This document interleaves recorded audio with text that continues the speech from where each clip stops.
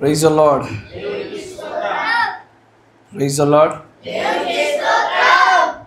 మంచిది. మనందరం కూడా మన పరిశుద్ధ గ్రంథాన్ని తెరిచి తిమోతికి రాసినటువంటి రెండవ పత్రిక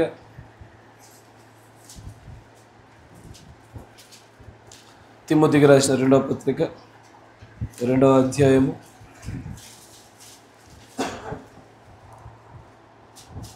14వ వచనం నుంచి గమనించుదాం. తిమోతికి రాసిన రెండవ పత్రిక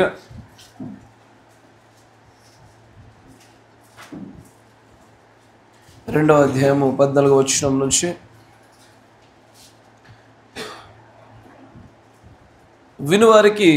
వినువారిని చెరుపుటకే గాని మరి దేనికి నీ పనికిరాని మాటలను గురించి వాదము పెట్టుకొనవద్దని ప్రభు ఎదుట వారికి సాక్ష్యం ఇచ్చుచు ఈ సంగతులను వారికి జ్ఞాపకం చేయుము.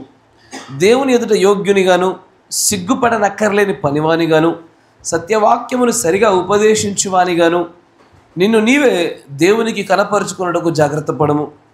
అపవిత్రమైనటువంటి వట్టి మాటలకు విముఖుడవై ఉండుము. అట్టి మాటలాడువారు మరి ఎక్కువగా భక్తిహీనులగుదురు. కొరుకు పుండు ప్రాకినట్లు వారి మాటలు ప్రాకును.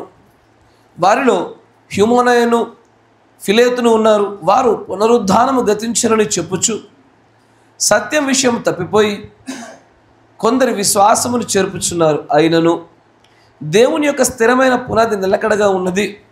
ప్రభు తన వారిని ఎరుగును అనునదియు ప్రభు నామమును ఒప్పుకొని ప్రతివాడు దుర్నీతి నుండి తొలగిపోవలను అనునదియు దానికి ముద్రగా ఉన్నది. గొప్ప ఇంటిలో వెండి పాత్రలు బంగారు పాత్రలు మాత్రమే కాక కర్రవియు మంటివి కూడా ఉండును. వాటిలో కొన్ని ఘనతకును కొన్ని ఘనహీనతకును వినియోగింపబడును. ఎవడైనను వీటిలో చేరక తను తాను పవిత్రపరచుకొనిన ఎడల వాడు పరిశుద్ధపరచబడి యజమానుడు వాడుకొనుటకు అర్హమై ప్రతి సత్కార్యమునకు సిద్ధపరచబడి ఘనత నిమిత్తమైన పాత్ర అయి ఉండును. చాలు. దేవుడికి స్తోత్రములు కలుగునుగాక. తల నుంచండి, కళ్ళు మూసుకొని చిన్న ప్రార్థన చేసుకుందాం. సర్వశక్తి సంపన్నుడ కృపామయుడ, మరొక్క మారునైనా ఈ ఉపవాస దినమున మమ్మల్ని అందరినీ మీరు సమకూర్చున్నారు. ప్రభు, నేనైతే నిమిత్త మాత్రుడను, దేనికి పనికిరాని వాడను. జ్ఞానమే కానీ మాట్లాడు శక్తిని కానీ ప్రభు స్వతహాగా నేను పొందుకున్న వాడను కాదు నాయన. కానీ ఒక తల్లికి ఎలాగనైతే ప్రభు ఒక శిశువుని అప్పచెప్పబడిన తర్వాత ఆ తల్లికి ఎలాగున ఆ శిశువు పోషణ కొరకే పాల ఉత్పత్తి ఎలాగ జరుగుతుందో నాకు అప్పచెప్పబడినటువంటి ఈ మంద నిమిత్తమై మీరు నాకు ప్రభు వాక్యం అనే పాలను ఆ ప్రత్యక్షత నాకు అనుగ్రహించండి. వీరి కోసమే ప్రభు మమ్మల్ని అందరినీ కూడా ప్రభు మీ ఆత్మచేత మీరు అభిషేకించి మీ ఆత్మ సంచారం మా మధ్య జరిగింపజేయమని చదవబడిన లేఖనంలో ఉన్నటువంటి విషయం గ్రహించలాగా మీరు మాకు సహాయం దయచేయమని ప్రభు అయిన యేసుక్రీస్తు నామములో ప్రార్థన చేయుచున్నాము. ఆమేన్. Praise the lord. చదవబడిన లేఖనాన్ని బట్టి మనం గమనించినట్లయితే వినువారికి చెరుపుటకే కానీ మరి దేనికి పనికిరానటువంటి మాటలు ఏవైతే ఉంటాయో అలాంటి మాటల నుంచి మీరు వాదన పెట్టుకోవద్దు. దేని గురించి వాదన పెట్టుకోవాలా? ఎదుటివాడికి లాభాన్ని చేకూర్చని దేన్ని గురించి వాదన పెట్టుకోకూడదు. వంశవలనం గురించి వాదన పెట్టుకోకూడదు. తర్క వివాదాలు పెట్టుకోకూడదు. ఎదుటివారికి ఒకవేళ లాభం కలుగుతుంది అన్నప్పుడు ఖచ్చితంగా దాని గురించి అతనితో సంభాషించవలసినటువంటి బాధ్యత మనకుంది అంటూ పౌలు గారు తిమోతికి రాస్తున్నటువంటి ఆ పత్రికలో అంటాడు, నువ్వు యవనస్తుడివి, నువ్వు జాగ్రత్తగా సేవ చేయి. అన్ని వేళలో ప్రభువు నిన్ను చూసి ఆనందపడులాగున, ఆయన ఎదుట నువ్వు అంగీకరించబడులాగున నిన్ను నువ్వే దేవునికి కనపరుచుకో, జాగ్రత్త అంటున్నాడు. అంటూ మరి ముఖ్యంగా ఒక భిన్నమైన బోధన తీసుకొచ్చిన ఇద్దరు వ్యక్తులు కనబడతా ఉన్నారు. ఆ వ్యక్తులు ఫిలేతు, హ్యూమోనయను కదా, హ్యూమోనయను. వీరేం చెప్తా ఉన్నారంటే పునరుద్ధానం అయిపోయింది, అంతేనా, జరిగిపోయింది అంటూ కొంతమంది నేటికి ఇలాంటి బోధ ఇప్పటికీ ఉంది. ఎక్కడో కాదు, ఈ వర్తమానంలోనే కొంతమంది ఎత్తబాటు అయిపోయింది, మనం ఎత్తబడిపోయినాము అని చెప్పుకునేటువంటి గుంపు ఉన్నారు. కానీ ఈ బోధ ఇప్పుడే కొత్తగా వచ్చింది కాదు. అప్పటి నుంచే వాళ్ళు ఏం చేస్తూ ఉన్నారంటే పునరుద్ధానం అయిపోయిందని చెప్తూ ఈ ఒక్కసారి పునరుద్ధానం అయిపోయిందని చెప్పిన వెంటనే ఆ మాట నమ్మిన ఏ ఒక్కడికి కూడా చర్చికి రావాల్సిన అవసరం లేదు ఇక. ఎందుకంటే మన నిరీక్షణ పునరుద్ధానమే, మన ఆశ పునరుద్ధానము, మన కోరిక మనము త్యాగం చేస్తున్నది, ఈరోజు నిగ్రహించుకొని అనేకమైన విషయాల్లో నిలబడి ఉన్నది కూడా ఆ పునరుద్ధానంలో క్రీస్తు వలె మనము కూడా లేపబడి పాలిభాగస్తులు అవుటయే. కానీ అలాగ అయిపోయిందని చెప్తున్నటువంటి వారిని గురించి దృష్టిలో పెట్టుకొని పునరుద్ధానం అయిపోయిందని చెప్తున్నారంటే ఆలోచించండి, మరి దేవుని నమ్మిన ప్రజలు కారా? నమ్మిన వారే. అంటే దేవునిలో వారు ఆసక్తి కలిగి విశ్వాసమును కలిగి ఉండలేదా? ఉన్నవారే. కానీ వారు దేవుని నమ్మినప్పటికీ, దేవునిలో ఆసక్తి కలిగినప్పటికీ, దేవుడు అంటే ఇష్టం ఉన్నప్పటికీ బోధ విషయంలో మాత్రము వ్యత్యాసమైన బోధ కలిగిన వారు. జాగ్రత్త, కొంచెం జాగ్రత్తగా గమనించండి. అంటే అలాంటి ఒక ఆలోచన విధాన్ని కలిగి ఉన్నప్పటికీ కూడా పౌలు గారు మరికొంచెం ముందుకు వస్తూ అంటాడు, ఆయన నామాన్ని బట్టి ఎవరైతే నామాన్ని ఎరిగి ఉంటారో వారు కూడా ఖచ్చితంగా దుష్టత్వం నుంచి తొలగిపోవలసిందే అంటూ కింద 20వ వచనం గమనించండి.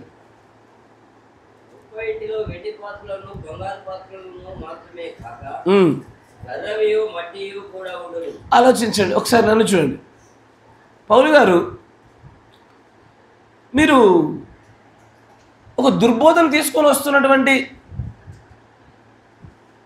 ఇద్దరు వ్యక్తులు అనేకులను తప్పుదారి పట్టించి క్రీస్తు యొక్క పునరుద్ధానం జరిగిపోయినదని అనేకులను తప్పు మార్గం వైపు తీసుకెళ్తున్న వాళ్ళను మరియు మంచి మార్గానికి తీసుకెళ్తున్న తిమోతి లాంటి వాళ్ళను అందరినీ కలిపి ఒక ఇంట్లో పడేశాడు ఆయన.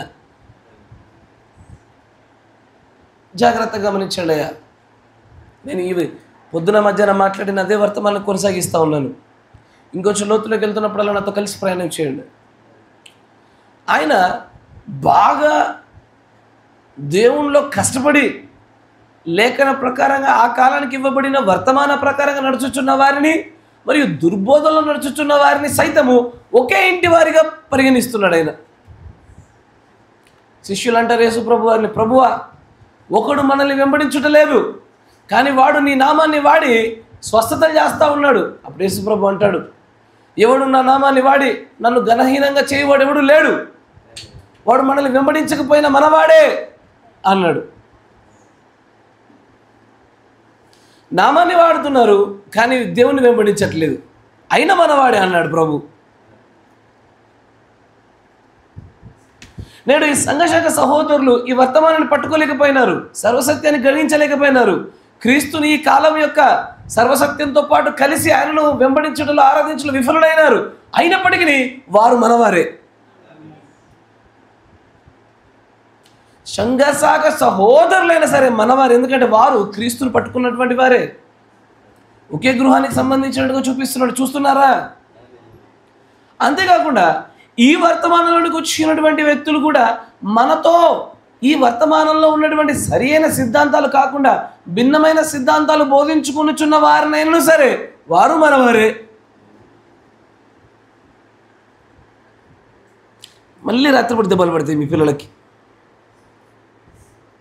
అడుగుతా మిమ్మల్ని ప్రశ్నలు ఖచ్చితంగా జాగ్రత్తగా గమనించారు. స్త్రీలు, అమ్మాయిలు, మీరు సంఘశాఖ సహోదరులను మనవారే, ఇదే వర్తమానంలోని భిన్నమైన సిద్ధాంతాలు బోధిస్తున్నా మనవారే. ఎందుకంటే పౌలు గారు తిమోతితో మాట్లాడుతున్న మాటలు జ్ఞాపకం తెచ్చుకోండి. అందరూ ఒకే ఇంటి వారయ్యా, కానీ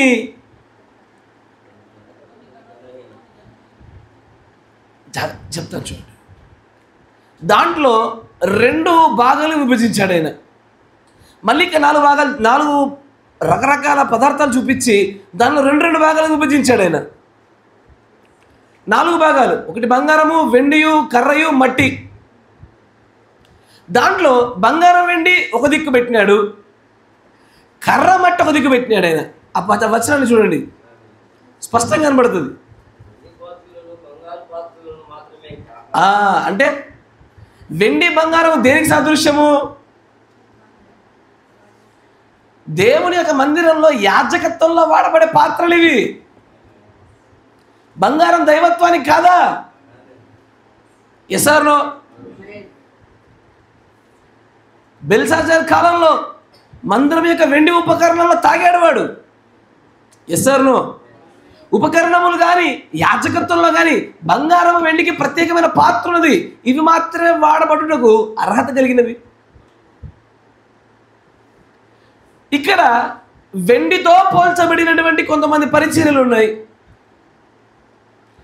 కొంతమంది పరిచర్యలు బంగారంతో పోల్చబడిన పరిచర్యలు ఉన్నాయి. కొంతమందివి కర్రతో పోల్చబడినవి, కొన్ని మట్టితో పోల్చబడినవి. కానీ గట్టిగా కాల్చేస్తే ఎప్పటికైనా సరే కర్ర కాలిపోద్ది, మట్టి నూతనపరచబడుద్ది. ఈ లోకాన్ని దాటి పరలోకంలోకి రాబోయేవి వెండి బంగారాలు మాత్రమే. ఆ పరిమాణం వరకు వచ్చేవి. మన పాదాల కింద తొక్కబడడానికైనా సరే ఈ రెండు మాత్రమే అక్కడ వరకు నిలిచి వచ్చేవి. ఆమేన్. అందుకే ఇక్కడ మరలా ఆయన మాట్లాడుతున్నటువంటి ఈ 4 అంశాలు కూడా అయ్యా ఇదిగోండి, ఈ పరిశుద్ధులకి బంగారము, ఈ నీతిమంతులది వెండి,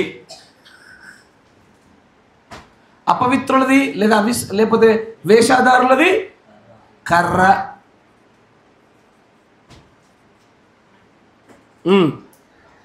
మిగిలింది మట్టి.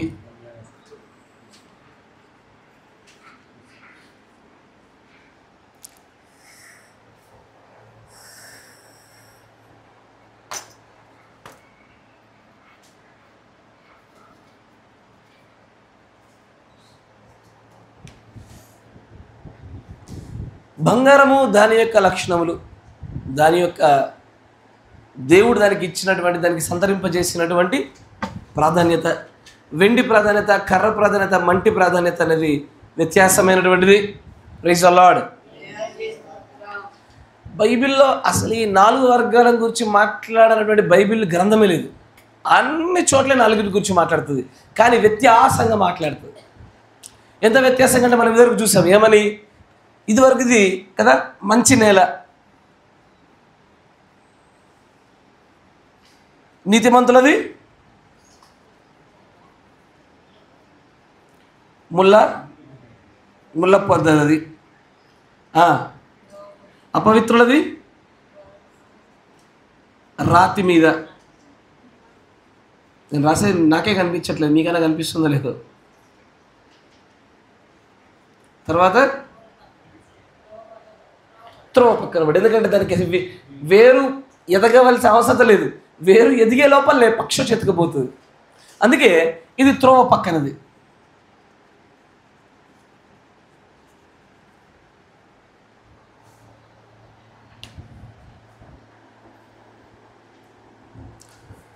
ఈ 4 వర్గాల గురించి ప్రభు మాట్లాడుతూ కనిపించట్లేదా? పైనది త్రోవ పక్కనది, ఇది రాతి మీదది, ఇది ముళ్ళ తుప్పది, ఇది మంచి నెలది. రాసుకునే వాళ్ళు రాసుకోండి. ఇది పేద సంఘం కాబట్టి దీనిలో మార్కలు సరిగ్గా పనిచేయవు ఇక్కడ. తర్వాత బంగారము, వెండి, కర్ర, మంటి. విశ్వాసి, సగం విశ్వాసి, వేషధారి, అవిశ్వాసి. అంతేనా? పరిశుద్ధుడు, నీతిమంతుడు, అపవిత్రుడు, అన్యాయస్తుడు. ఒక టేబుల్ లాగా రాసుకుంటే బాగుంటుంది. నేను యాక్చువల్ టేబుల్ వేద్దాం అనుకున్నా కానీ సహకరించట్లేదు అది.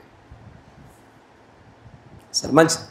దాంట్లో మనం ఉదయకాలంలో మొదటి వర్గాన్ని, రెండో వర్గాన్ని గమనించాం. మధ్యాహ్న కాల సమయంలో రెండో వర్గాన్ని బాగా చూసాం. మూడో వర్గాన్ని గమనించాల. మూడో వర్గం ఎవరు? కింది నుంచి వేషధారి వర్గం. వేషధారి వర్గాన్ని గురించి మాట్లాడుతూ దేవుడి యొక్క ప్రవక్త అంటాడు సార్దీస సంఘ కాలంలో, చూడండి, థర్డ్లీ, మూడవదిగా, there are the border line Christians. వీళ్ళు ఎవరంటే బార్డర్ లైన్ క్రిస్టియన్స్, అంటే అంచులలో నివసించే క్రైస్తవులు. వీళ్ళు మన తెలుగు పరిభాషలో చెప్పాలంటే గోడ మీద పిల్లి లాంటి క్రైస్తవులు అని అర్థం. వీళ్ళు ఏం చేస్తారంటే సంఘంలో ఒక కార్యక్రమం జరుగుతుంటే క్రైస్తవుని అని ఇటుపక్క కాలేస్తారు.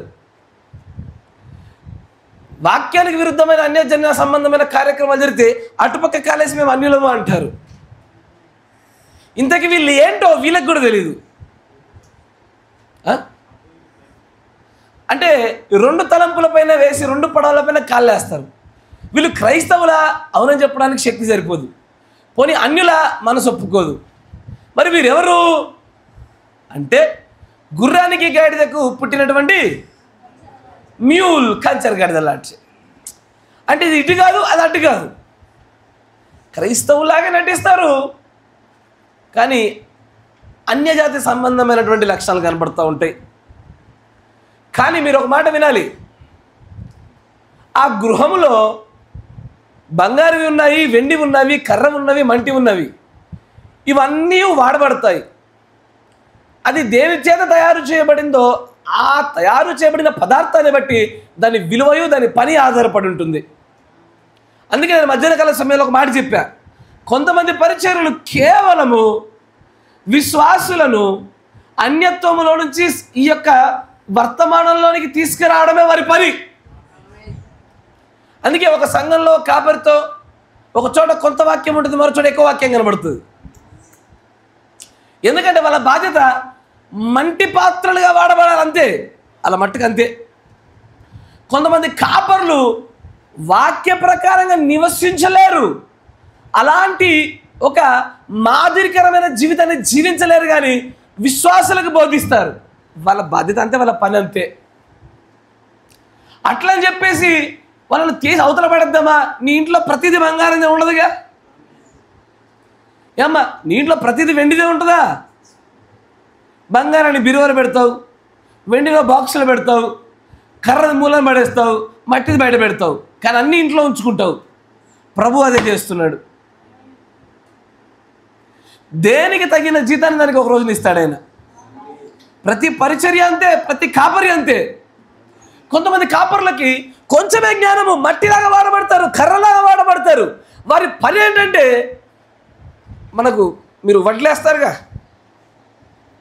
ఫస్ట్ ఏం చేస్తారు? నారేస్తారు, అన్నీ ఒకచోట విత్తనాలు పోస్తారు చూడండి, దాన్ని ఏమంటారు? నారు. నారు వేసే పని మాత్రమే వాళ్ళది.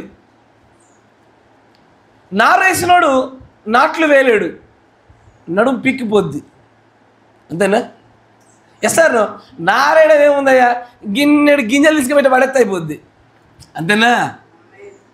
కానీ అదే ఆ నారులు తీసి దాన్ని నాట్లు నాటాలంటే మాత్రము శక్తి కలిగినోడు కావాలా. ఒకసారి కొంతమంది పనుల్లో పెట్టుకుని నాట్లు వేయిస్తాం మనం. వేయించిన తర్వాత ఆ నాట్లు వేసిన వచ్చి వాడు కొయ్యడు, వాళ్ళు కోత కొయ్యవాడు వేడు, అంతేనా? ఒకవేళ మధ్యలో దానికి ఏమన్నా తెగులు పట్టిందనుకో, దానిపైన స్ప్రే చల్లడానికి డ్రోన్ పిలిపిస్తావు, వాడు వేరోడు, అంతేనా?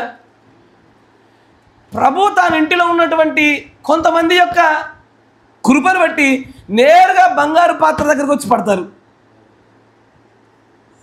Praise the lord. మరికొంతమంది వెండి దగ్గర పడి తర్వాత బంగారు దగ్గరికి వెళ్తారు. కొంతమంది అయితే ఏం చేస్తారంటే మట్టి దగ్గర పడి, తర్వాత కర్ర దగ్గర పడి, తర్వాత వెండి దగ్గర పడి, తర్వాత బంగారు దగ్గరకు వస్తారు. నా మాట వింటున్నారా? అందరూ ఆయన ఇంటి వారే, అందరూ ఎంటెంబేసీ సంఘాలనే కనబడతారు, కానీ వేరు వేరు.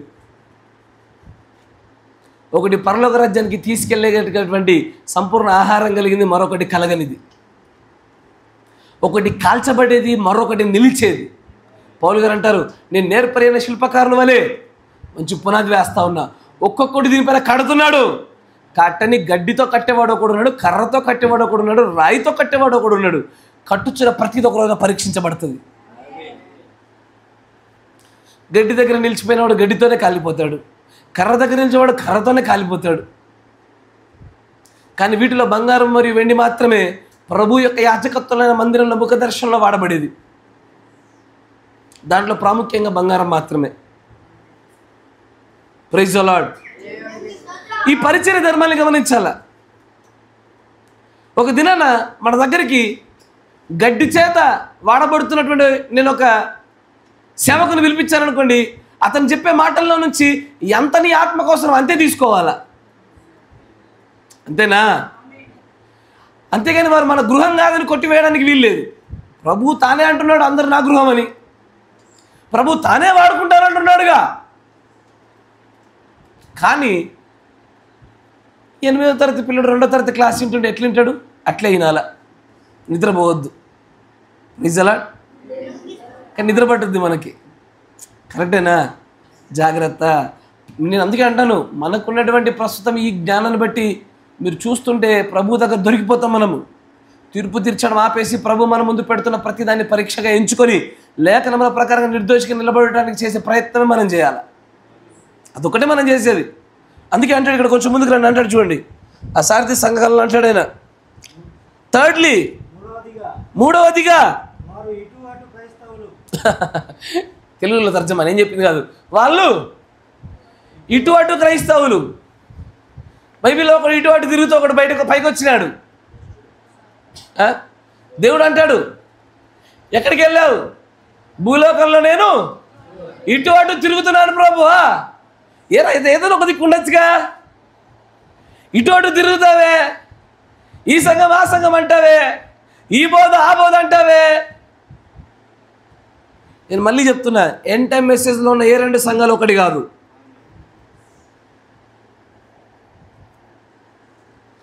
ఎప్పుడు ఏ 2 సంఘాలు ఒకటి, ఏ 3 సంఘాలు ఒకటి అవుతాయంటే దానిపైన ఒకే కాపర్ ఉంటే ఒకటైతాయి. నా మాట వింటున్నారా? ఇప్పుడు ఒక 3 సంఘాల పైన ఒకే కాపర్ ఉన్నాడు అనుకోండి, ఆ 3 సంఘాలు ఒకటే. కానీ దానికి వేరు కాపర్లు ఉన్నారంటే వేరు సంఘాలు అవి. వేరు కాపర్లు అంటేనే వేరు తలాంతులు, వేరు జ్ఞానాలు, వేరు ప్రత్యక్షతలు, వేరు స్థాయిలు. దాంట్లో ఎవరు కర్రో, ఎవరు బంగారమో, ఎవరు వెండో మనకే తెలవాలా. ప్రభు నడితే చెప్తాడుగా. ఆమేన్, ప్రైజ్ ది లార్డ్. మీ నలుగురికి మళ్ళీ అవుతుందిగా, మీకు కూడా అవుతుంది. మీకు ప్రైజ్ ది లార్డ్. కొడతానంటేనే వస్తాయి బయటికి, అగ్ని అంటేనే భయం, లేకపోతే కదలరు వీళ్ళు. మీరు అనండిరా, మీరు అంటే కనీసం పెద్దోళ్ళు కదల్చబడతారా? Praise the lord. పెద్దలు నిద్రపోతున్నారా చాలామంది? మీరు అనండి, మీరు గట్టిగా అంటే వాళ్ళు నిద్రపోకుండా అట్లా లేచి చూస్తారు. వాళ్ళు పొద్దున సెషన్లు నిద్రపోయినారు, మధ్యాహ్నం అయినా రాత్రి పోతున్నారు. Praise the lord. తెలుగులో ఉంది, చదువు బిడ్డరు, చదువు. అటు ఇటు క్రైస్తవులు వీళ్ళు, మూడో వాళ్ళు.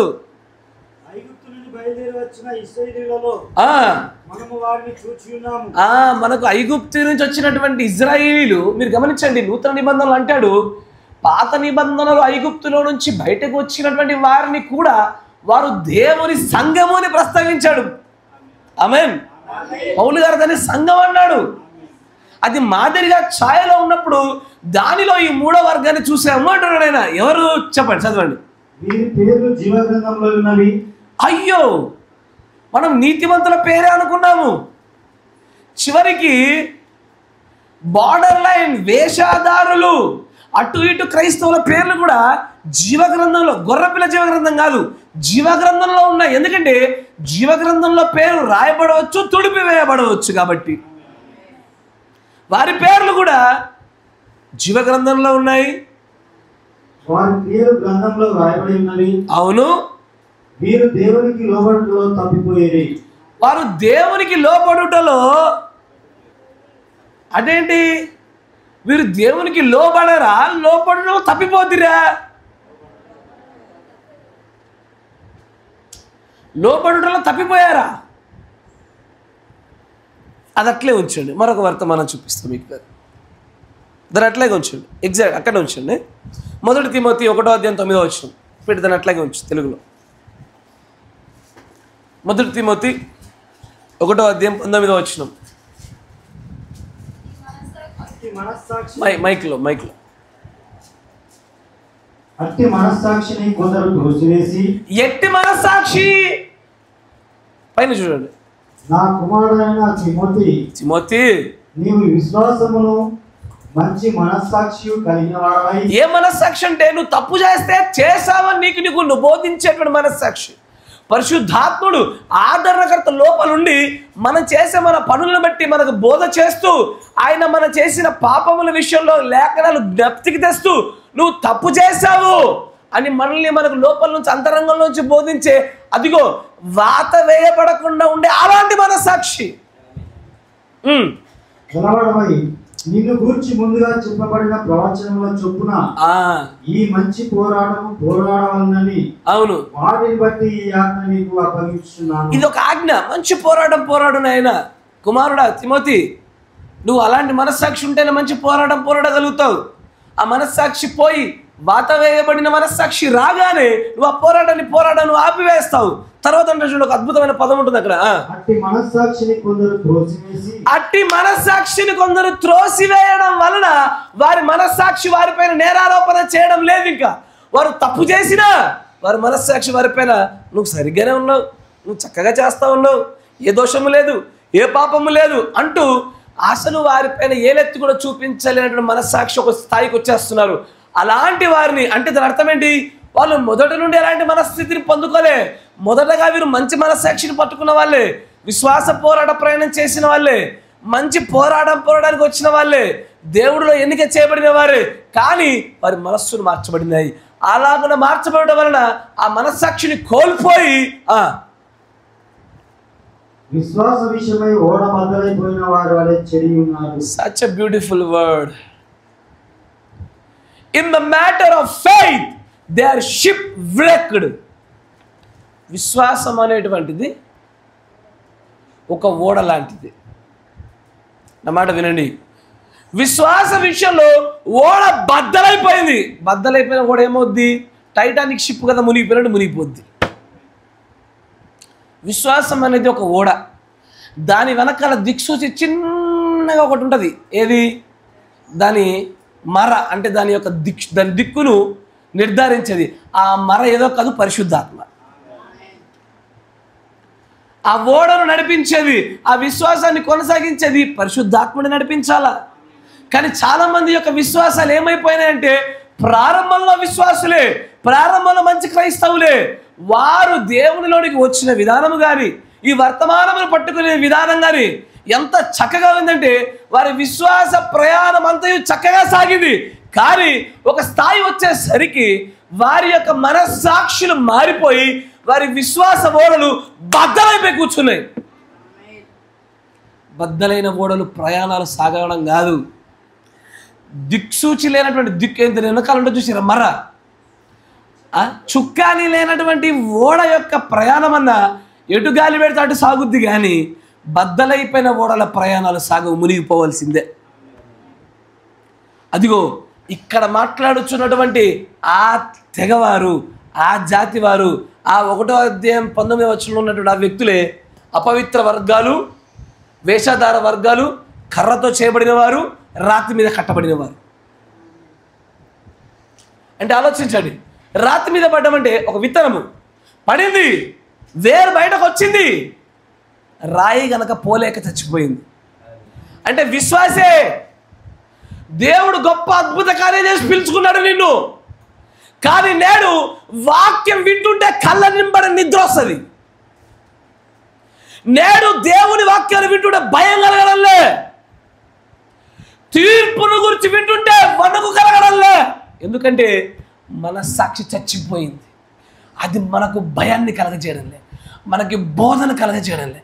ప్రభు అంటే ఒకప్పుడు ఎంత ప్రేమ కలిగామో నేడు ఆ విశ్వాస విషయంలో మన ఓడ బద్దలైపోయింది. నా మాట వినండి, ఒక్కసారి ఓడ బద్దలైన వారి విశ్వాసాన్ని మరల కట్టుట అసాధ్యం. It is nearly impossible. ఇక వారు చెప్పలేక దేవుడి యొక్క కృపలో ఉండి ఆయన దయతలిస్తే తప్ప 99.99%. నా మాట మంచిగా వినండి, ఒకసారి మీరు ఆయన యొక్క అనుభవముగా రుచి చూచి ఆయన ఎరిగిన వారు తప్పిపోయిన తర్వాత మరలా పరలోక సంబంధమైన పిలుపులో వారిని గుణపరచుడు అసాధ్యమని చెప్పినటువంటి ఆ పౌలు గారు మాట్లాడిన మాట విశ్వాస విషయంలో వారి ఓడ బద్దలైన వారి గురించే. They have seen the power of God. ఆయన అందుకే దేవుని ప్రవక్త ఐగుప్తుల నుంచి బయటకు వచ్చిన వారితో పోల్చాడు. ఎందుకు పోల్చాడంటే ఐగుప్తుల నుంచి బయటకు వచ్చిన వారు యెహోవాను ఎరిగిన వారు, ఇజ్రాయేలు అనబడిన వారు, 10 పెద్ద పెద్ద అద్భుత కార్యాలు చూసిన వారు, యోర్దాను పాయలుగా చూసిన వారు, ఎర్ర సముద్రం పాయలుగా చూసిన వారు, అయినా తప్పిపోయినారు. ఇక వారు ఎవ్వడు గుణపరచలేరు అని. ఈ రోజున లేరా? ప్రవక్తను చూశారు, వర్తమానం చూశారు, మర్మాలు చూశారు, గొప్ప గొప్ప ప్రత్యక్షతలు చూశారు. తప్పిపోయిన వారు, జారిపోయిన వాడిని గుణపరచుడు అసాధ్యం. ఈ గుంపు చాలా ప్రమాదకరం సంగమా, చాలా ప్రమాదకరం. ఈ భూలోకంలో ఏ సమస్య కనబడకపోవచ్చు మన కంటికి, ఒక రోజున కనకనలాడు అగ్ని నీకోసం ఎదురు చూస్తుంది. ఈ రోజున నీ కంటిపై నిద్ర కనబడవచ్చు, కానీ ఒక రోజున ఆ అగ్నిలో నిద్ర కాదు, కనీసం ప్రశాంతంగా ఒక క్షేమంగా కూర్చోలేవు నువ్వు. ఆ అగ్ని నీకోసం ఎదురు చూస్తుంది. You are spiritually dying. నువ్వు ఆత్మీయంగా చచ్చిపోతున్నావు. దాన్ని గురించి ఆయన మాట్లాడినాడు. ఏమన్నా మరొకసారి చదవండి మాట అంటాడు చూడండి 19వ వచనంలో. కొంతమంది విశ్వాస విషయంలో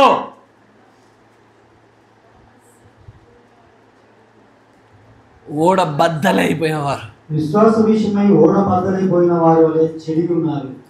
వారు చెడిపోయినారయ్యా. వారి ఓడ ఒకప్పుడు ఒక రేవు నుంచి నేను ఫలానా ప్రాంతానికి చేరుకుంటాను, పరలోకం అనేటువంటి ప్రాంతానికి చేరుకుంటాననే మంచి వసతులతో, మంచి సరుకులతో, మంచి చుక్కానితోనే ప్రారంభమైంది. కానీ వారి విశ్వాసాన్ని ఏదో తినివేసింది. విశ్వాసం ఒక్కసారి పోగానే చుక్కాని ఉండదు. చుక్కాని సంగతి పక్కన పడేయండి. చివరికి అసలు అది నీళ్ళపైన తేలియాడుటకు కావలసిన ఓడే ఉండదు, బద్దలైపోయింది అది. దేవుడు ఈ వర్గాన్ని ఆయన క్షమిస్తాడు, అవిశ్వాస వర్గాన్ని.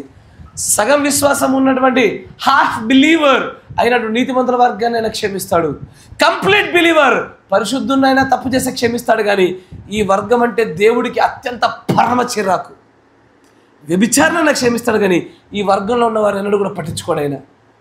దీనికోసమా నేను నీకోసం వర్తమానికుని పంపించింది, దీనికోసమా ఇలాగ నువ్వు విని తెలుసుకొని పడిపోయి జారిపోవడం కొరక నీకు నేను వర్తమానాన్ని పంపించింది, వర్తమానంలో ప్రత్యక్షతలు చూపించింది. నేను నీకు మరలా కట్టానంటాడు ఆయన. కర్రతో ఒక్కసారి తుప్పుబట్టి అది మొత్తం చీకుబడి పడిపోయిన తర్వాత దాన్ని ఎవడే బాగు చేయగలుగుతాడు? కర్ర మార్చుకోవాలి, కానీ దాన్ని గుణపరచుడు ఎవరికి సాధ్యమవుతుంది?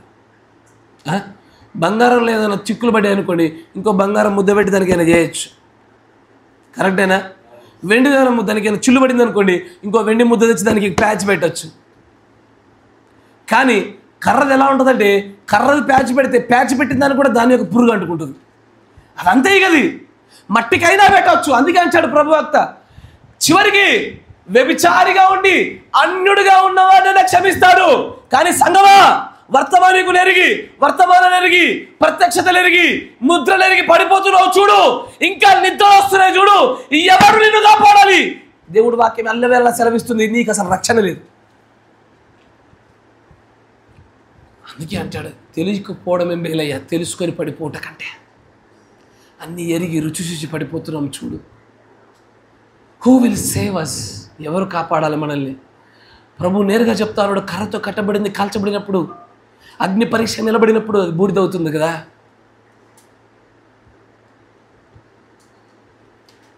ఈ వర్గం చాలా భయంకరం. వీరు భక్తిపరుల్లా కనబడతారంతే, వర్తమాన విశ్వాసుల్లా కనబడతారంతే.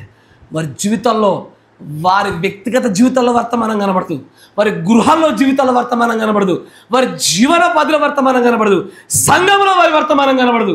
ఎక్కడ చూసిన వారిలో వర్తమానం అనే పేరు తప్ప వర్తమానం కనబడదు క్రియల్లో. వారిని మేక్ బిలీవర్స్ అన్నాడు. ఉదయకాలంలో బిలీవర్స్ చూసాం, మధ్యాహ్న కాల సమయంలోనూ నీతిమంతులను గురించి బిలీవర్స్ రెండింటిని చూసాము. కానీ ఈ వేషధారులు చాలా జాగ్రత్త, చాలా భయంకరమైన వాళ్ళు. వారు ఒకప్పుడు ఆ యొక్క ఐగుప్తు నుంచి వచ్చిన వారి యొక్క భూమి తెరవబడి మింగబడినట్లుగానే మనలో అనేకులు మింగబడతారు. ఒక మాట చెప్పండి అయ్యా, అనేకులు ఆ రోజున ప్రభువా నీ నామమున మేము ప్రవచించలేదా, ప్రార్థనలు చేయలేదా, అద్భుత కార్యాలు చేయలేదా, అనేకులకు మేము సువార్త చేయలేదా, అనేకులకు వర్తమానం చెప్పలేదా అని ఎవరిని గురించి అయ్యా దేవుడు అంటున్నది?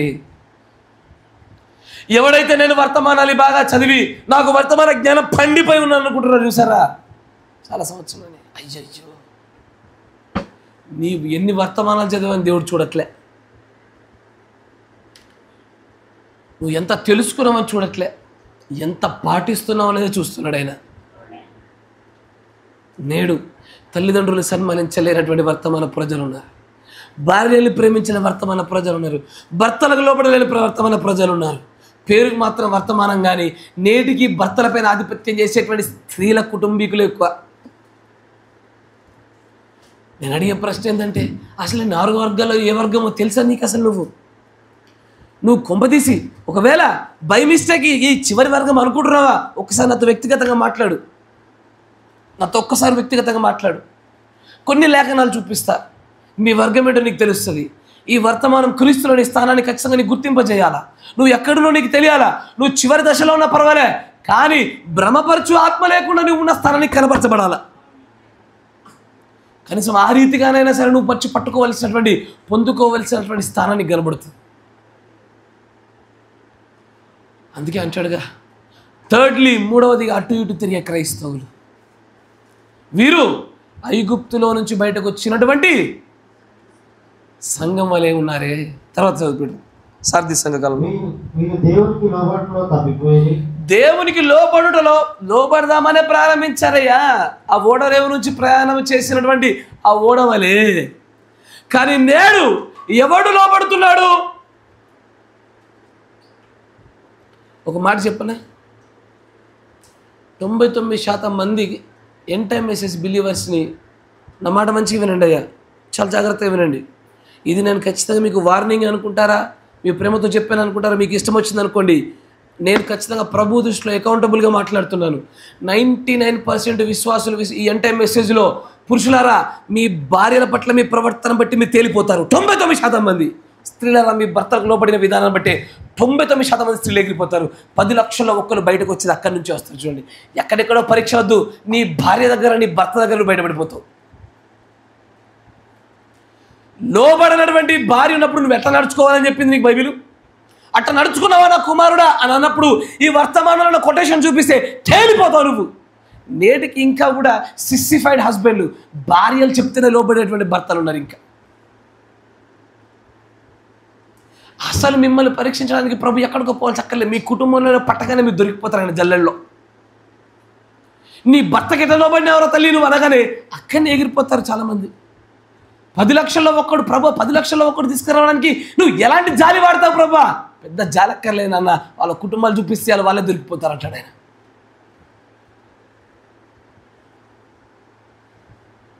అయ్యా, నేను మిగిలినటువంటి కాపర్ల వల్లే ఎత్తబాటు వధువు అని చెప్పి మళ్ళీ భ్రమపరచలేను నేను. అట్లా భ్రమపరచడం వల్ల బహుశా మీ దగ్గర నుంచి ఎక్కువ ఆమె నెలలు వస్తాయేమో కావచ్చు, మా పాస్టర్ మంచి బోధించడం మీరు అంటారేమో కావచ్చు. కానీ దానివల్ల ఇక్కడ నుంచి నిజంగా కోసే కోత 2-3 విత్తనాలు కూడా ఉండవు ఇక్కడ. మీరు వర్తమానమై అనే పేరు పెట్టుకుంటే ఏంటి, పెట్టుకోకపోతే ఏంటి? సరిగ్గా జీవిస్తే కనీసం బుద్ధి లేని కన్యకలుగానే వస్తారు, కనీసం మత్తయి 25లో ఉన్నటువంటి వధువుకు సహాయం చేసిన వారు కానీ వస్తారు. గుణశీలమైనటువంటి క్రియా లక్షణం లేకపోతే అసలు మీరు ఈ మూడిట్లో ఏ రూపంలో రాలేరయ్యా. వధువు అనేది సంకలు గుద్దుకొని ఆపేయండి ఇక నుంచి.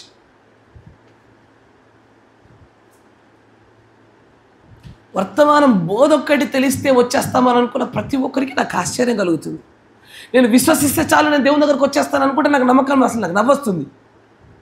ఆయన ఒకటే అంటాడు, వినుట, గ్రహించుట, పాటించుట.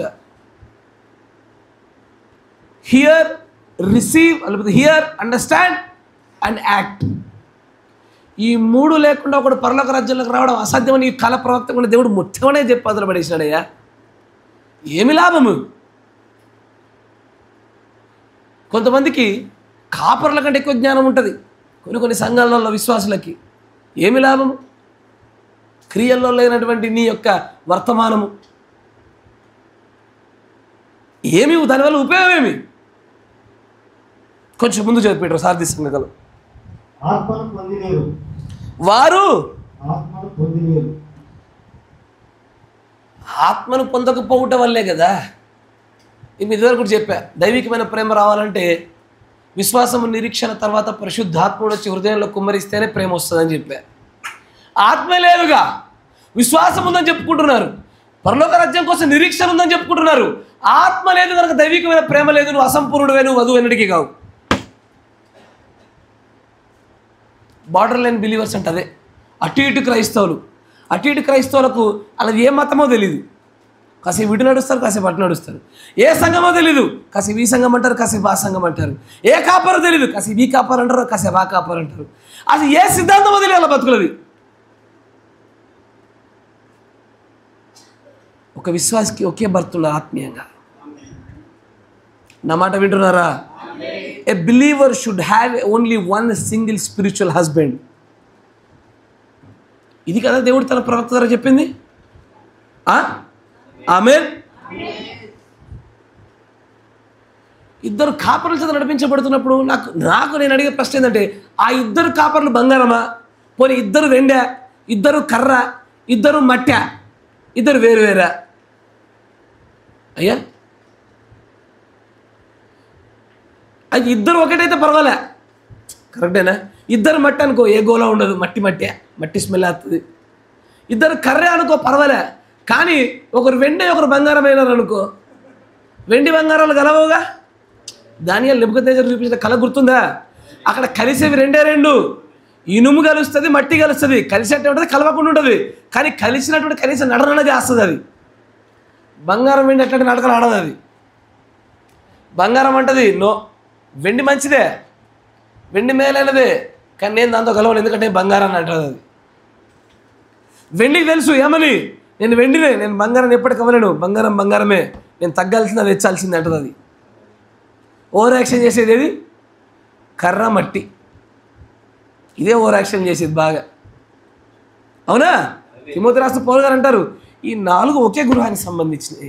ఈ నాలుగు రకాల పరిచర్యలు ఖచ్చితంగా కాపర్లే, వాళ్ళు దేవుని సేవలో వాడబడతారు, వాళ్ళ పని అంతే.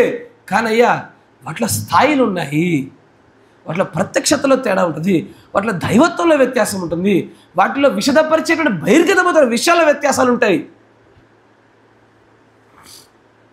Praise the lord. ఎంతమంది గ్రహిస్తున్నారు? ఎంతమంది నిద్ర వస్తున్నాయి?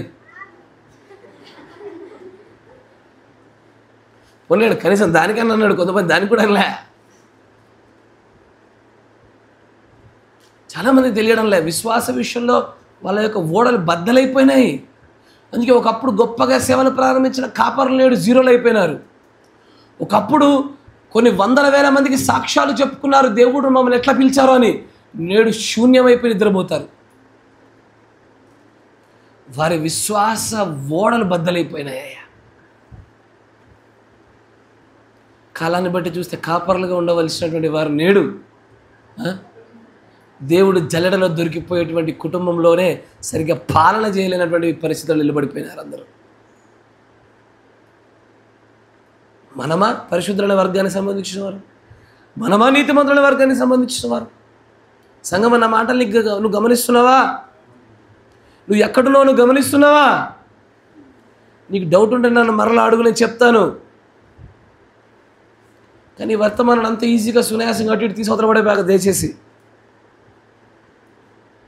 అసలు ఈ వర్తమానాన్ని నీకు మరొకరు ఈ రూపంలో బోధించారు. ఒకరు ఈ వర్తమానాన్ని ఎత్తారు, ఒకవేళ ఎత్తిన ఈ రూపంలో బోధించారు. ఎట్లా బోధిస్తారంటే 3 పూలు 6 కాయల్లాగా బోధిస్తారు. మన 4 ముళ్ళు 10 గొడ్డలి పిట్టలు. ఆమేన్. ఇట్లా బోధించారు. అప్పుడప్పుడు నేను కూడా కొన్ని ఇస్తున్నాను కదా, మల్టీవిటమిన్ లాంటి దైవిక ప్రేమ అని, ఈ వర్తమానం లేకుండా ఎత్తబట్టలేదని. కొన్ని అప్పుడప్పుడు నేను కూడా కొన్ని పూలు ఇస్తూ ఉంటా. కానీ మన దగ్గర పూలు తక్కువే, ముళ్ళు ఎక్కువ. కానీ జాగ్రత్త, నేను మళ్ళీ చెప్తున్నా, చాలా సంఘాలలో అసలు ఆ సంఘం యొక్క పిలుపేంటో ఆ విశ్వాసాలకు తెలియదు. ఆ సంఘం పైన దేవుడు ఎలాంటి, ప్రతి సంఘానికి ఆత్మ ఉంటుందిగా, ఆ సంఘం పైన దేవుడు ఏ ఆత్మ నుంచో దాని పరిచర్య అంటే తెలియదు. అలా కాపరి పిలిపేంటో కూడా చాలామందికి తెలియదు. హాస్యాస్పదం. ఇప్పుడు అమ్మ, నీకు భర్త ఉన్నాడు, ఆయన ఏం పని చేస్తున్నాడో నీకు తెలియట్లేదు అనుకో, నీకేమనిపిస్తుంది? నమ్మకంగా ధైర్యంగా ఉంటావా? నేడు క్రైస్తవుల పరిస్థితి అంతే. వాళ్ళ కాపరి పిలిపేంటో కూడా తెలియదు వాళ్ళకి. వాళ్ళ సంఘం పైన దేవుడు అప్పచెప్పినటువంటి ఆ బాధ్యతను నెరవేరుస్తున్న ఆత్మ పైన అవగాహన లేదు. అసలు కొంతమంది కాపరి లేడు. బహు ఆశ్చర్యం. లెక్క ఎట్లా అప్పచెప్పబడతారో తెలియదు. అది చాలా ఆశ్చర్యం వేస్తూ ఉంటుంది. ప్రభువు తన లేఖనాలకు విరుద్ధంగా ఎన్నడూ కూడా పరలోక రాజ్యంలోకి ఏ ఒక్క వ్యక్తిని తీసుకోడయ్యా. నా మాట వింటున్నారా? Praise the lord. వారికి ఆత్మ లేదు అంటున్నాడు. ఎవరెవరికి ఆత్మ లేదు? వేషాదారుల వర్గానికి ఆత్మ లేదు, నీతిమంతుల వర్గానికి ఆత్మ లేదు. వీరికి లోతు వర్గానికి, బుద్ధి లేని కన్యకలకి, వీరికి కూడా ఆత్మ లేదుగా. వీరికి ఆత్మ లేదు, వీరికి ఆత్మ లేదు. కానీ వీరి దగ్గర క్రియలు ఉన్నాయి, వీరి దగ్గర క్రియలు లేవు. కరెక్టేనా? వీరి దగ్గర విశ్వాసం ఉన్నది, క్రియలు ఉన్నాయి, పరిశుద్ధాత్మ ముద్ర ఉన్నది. వీరి దగ్గర విశ్వాసం ఉన్నది, క్రియలు ఉన్నాయి, వీరి దగ్గర విశ్వాసం ఒకటే ఉంటుంది, క్రియలు ఉండవు, ఆత్మ ఉండదు. వీరి దగ్గర ఏది ఉండదు. అందుకే అవిశ్వాసి అన్నాడు ఆయన. విశ్వాసం లేదు కాబట్టి. విశ్వాసం ఉన్న చోట క్రియలు ఉంటాయి కదా. వితౌట్ ఫెయిత్ వర్క్స్ అనే వాటికి, క్రియలు అనే వాటికి స్థానం లేదు. Praise the lord. ఇంకొంచెం ముందుకు చదవండి, ముందుకు రండి. వారి మధ్య సూచక్రియలు అద్భుతములు ఉండేవి. అంటే ఈ వేషధారుల వర్గానికి, ఈ కర్రకు, ఈ రాతి నేలకు, ఈ అటు ఇటు తిరిగే వారికి, వాళ్ళు సూచక్రియలు చూసిన వారే, గొప్ప గొప్ప కృపను అనుభవించిన వారే. ప్రభు ఆర్థిక సమస్యలు అయిపోయారు.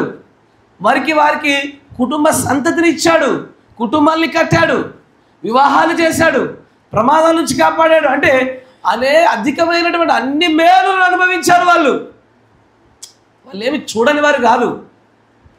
వారు నిజం చెప్పాలంటే ఈ రెండు వర్గాల కంటే అధికమైన మేలును చూసిన వర్గం ఇది. కానీ తర్వాత వారి పేర్లు జీవగ్రంథంలో నుండి తొలగించబడవలెను. పేర్లు మొదటగా ప్రారంభము జీవగ్రంథంలో రాయబడి ప్రారంభించారు, కానీ అయ్యా కొట్టివేయబడతాయి వారి పేర్లు. ఎందుకంటే అటు ఇటు తిరిగే క్రైస్తవులు వాళ్ళు, నిర్దిష్టత్వాన్ని కానీ ఖచ్చితత్వాన్ని కానీ కలిగి ఉండలేని క్రైస్తవులు వాళ్ళు. ఈ గుంపు వారి మధ్యనే యూదా లాంటి వారు ఉన్నారు. అయ్యా, యూదా ఇస్కరియోతు గుంపును బయటపెట్టాడా? ఇప్పుడు యూదా ఇస్కరియోతు చూడండి, క్రీస్తుని గుర్తెరిగినాడు, క్రీస్తు బాప్తిస్మాన్ని ప్రభు అయిన యేసు క్రీస్తు నామంలో బాప్తిసం పొందినాడు. Praise the lord. యూదా ఇస్కరియోతు ఎక్కడ పొందాడు? తండ్రి కుమార పరిశుద్ధాత్మన? అరే, ప్రభు అయిన యేసు క్రీస్తు నామంలో బాప్తిసం పొందినాడు, ప్రభు మహిమలు చూసినాడు, చనిపోయిన వారు లేపుతుంటే సాక్షి అయినాడు, గుడ్డివారిని కుంటివారిని బాగు చేస్తుంటే చూశాడు. అసలు మామూలుగా కాదు, క్యాషియర్, రైట్ హ్యాండ్. ఎవడన్నా ఏదైనా కనుక్కోవాలి, తెచ్చుకోవాలంటే ప్రభువుని అడిగి వెంటనే యూదా ఇస్కరియోతు దగ్గర సార్ అనాలా.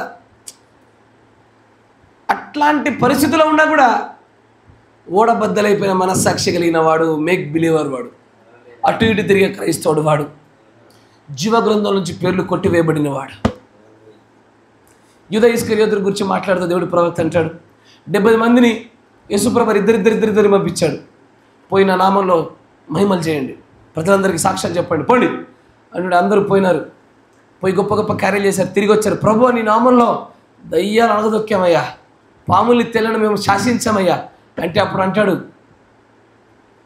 నా నామంలో మీరు దయ్యాలు మీకు లోబడినాయని చెప్పేసి దాన్ని బట్టి ఆనందపడకండి, జీవగ్రంథంలో మీ పేర్లు రాయబడ్డాయని సంతోషించాడు అన్నాడు. ఆ మాట పలుకుచ్చినప్పుడు ఆ 70 మంది యూదా ఇస్కరియోతు కూడా ఉన్నాడు. నా మాట వింటున్నారా? ఆ మాట పలుకుచ్చినప్పుడు ఆ 70 మంది యూదా ఇస్కరియోతు కూడా ఉన్నాడు. వాడికి కూడా లోబడ్డాయి, వాడు కూడా ప్రభు యొక్క శక్తిని చూశాడు. కానీ చివరికి పేరు కొట్టివేయబడ్డది. సంగమ, నీలో ఏ ఒక్కరిదైనా సరే నీ పేరు కొట్టివేయబడవచ్చేమో నీ నిర్లక్ష్య ధోరణిని బట్టి, నువ్వు ప్రభులో కోల్పోయిన నీ మొదటి ప్రేమ, నీ మొదటి ఆసక్తిని బట్టి. నేను ఖచ్చితంగా చెప్తున్నా, భయపెట్టాల్సిన అవసరం ఎవరికీ లేదు. సత్యాన్ని మాట్లాడుకుంటే చాలు. విశ్వాసం ఎంత గొప్పగా ప్రారంభించామన్న విషయం కాదయ్యా, కడ వరకు ఎవడు కొనసాగిస్తాడో వాడే రక్షించబడతాడు. అంతవరకు సహించువాడే రక్షించబడతాడు. అంతవరకు సహించగలుగుతున్నావా? 10-15 ఏళ్ళు స్టార్ట్ అయింది నీ భక్తి, 15 ఏటకే మొత్తం ఇది కుప్పకూలిపోయింది, నిద్ర వచ్చేసా. అంతవరకు సహించలేనటువంటి నీ భక్తి కడవరకు కొనసాగించగలుగుతావా?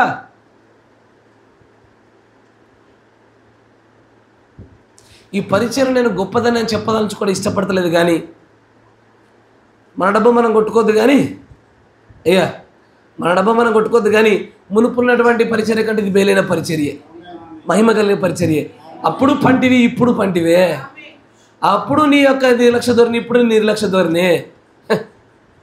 దయచేసి ఈ యొక్క పనున చేయి. ప్రభువా మాకు వీని తీసేసి బంగారం పరిచర్యమని చెప్పాడు. కనీసం ఆమూలంగానైనా సరే నీలో ఒక ఆసక్తి రేకే అవకాశం ఉంటుంది. ఒకవేళ ప్రభు దృష్టిలో ఇదే బంగారం అనుకో, బంగారపు పరిచర్యలో కూడా పండుకోగలుగుతున్నావంటే ఖచ్చితంగా నువ్వు బంగారు చిప్పుల ముష్టెత్తుకునే రకమే. నువ్వు ముష్టోడి కంట ఒకేసారి పెద్ద మొత్తంలో ₹1,00,00,000 ఇస్తాడు, బంగారు చిప్పుల ముష్టెత్తుకున్నాడంట. గడ్డి పరిచయలు నిద్రపోతుంది, బంగారు పరిచయలు నిద్రపోతుంది, ఏమి లాభము? తర్వాత ఇంకొంచెం ముందుకు సాగుతాం. ఆయన ఆత్మ వారిలో లేదు. లేదయ్యా, మరి ఆయన ఆత్మ ఉన్న చోట మనం ఉదయకాలంలో చూసినట్టుగా పరిశుద్ధాత్మ ఉన్న చోట మెరుగుదల ఉంటుంది, పరిశుద్ధాత్మ చోట ఎదుగుదల ఉంటుంది. అసలు గత నెలకి ఈ నెలకి నీ భక్తిలో ఎదుగుదల లేదంటే అసలు నీ దగ్గర ఆత్మ లేదు అని చెప్పాడు ప్రవక్త. అది ఆత్మ ఉందా లేదని చెప్పడానికి సూచన అన్నాడు ఆయన. అసలు కిందటి దినానికి ఈ దినానికి, పోయిన వారానికి ఈ వారానికి, పోయిన నెలకి ఈ నెలకి నీలో ఆత్మీయ ఎదుగుదల లేదంటే బ్రదర్ నన్ను నమ్ము, నీలో ఆత్మ లేదు. నువ్వు బ్రహ్మపరచ ఆత్మ నుండి నువ్వు భక్తి పడని పిలుచుకుంటున్నావు అంతే. You have no holy spirit. నా మాట కాదు, ఈ కాల ప్రవక్త చెప్పిన మాట. తర్వాత మతభక్తి ఉన్నది. మతభక్తి అయితే ఉందయ్యా. మతభక్తి ఏంటో తెలుసా? సంఘం అంటే చాలు ముందుకొచ్చి నిలబడతాం, ముందొచ్చి నిలబడతారు. మతపరమైనటువంటి వ్యక్తపరచబడవలసిన భక్తి విషయంలో మాత్రము అసలు ఎంటైం మెసేజ్ అంటే ఈ విశ్వాసి అనుకుంటావు నువ్వైతే. సంఘంలో ఎవరికి బాగా జ్ఞానం ఎక్కువ? కాపరి తర్వాత మీరు చెప్పండి అయ్యా. కాపరిని పక్కన పెట్టి విశ్వాసులు ఎవరికి జ్ఞానం ఎక్కువ?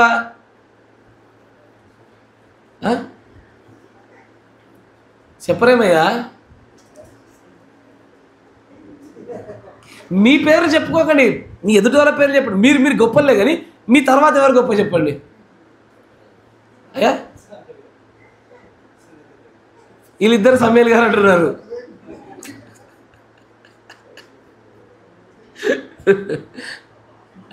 అయ్యా జోకులు వేసుకోవద్దు మనం. నేను ఈ మధ్యకాలంలో చాలా జోకులు చూస్తున్నాను మన సంఘంలో.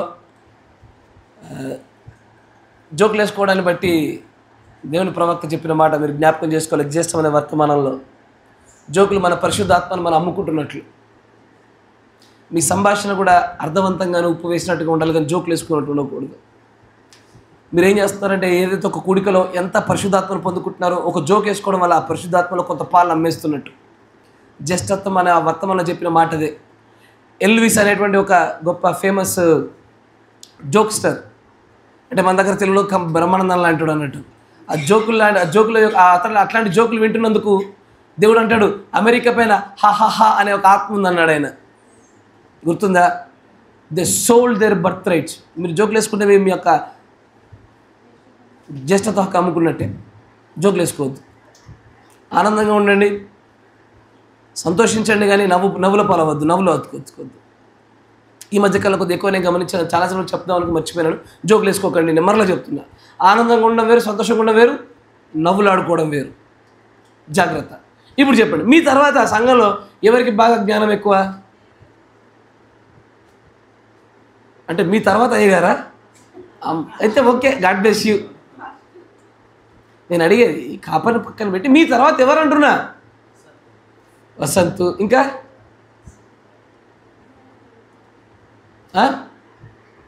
అంతేనా? ఒకరేనా? ఒకటే నామినేషనా? యునానిమస్లీ సింగిల్ హ్యాండెడ్ గెలిచేటేనా బ్రదరు? సరే, మరో ప్రశ్న అడుగుతా.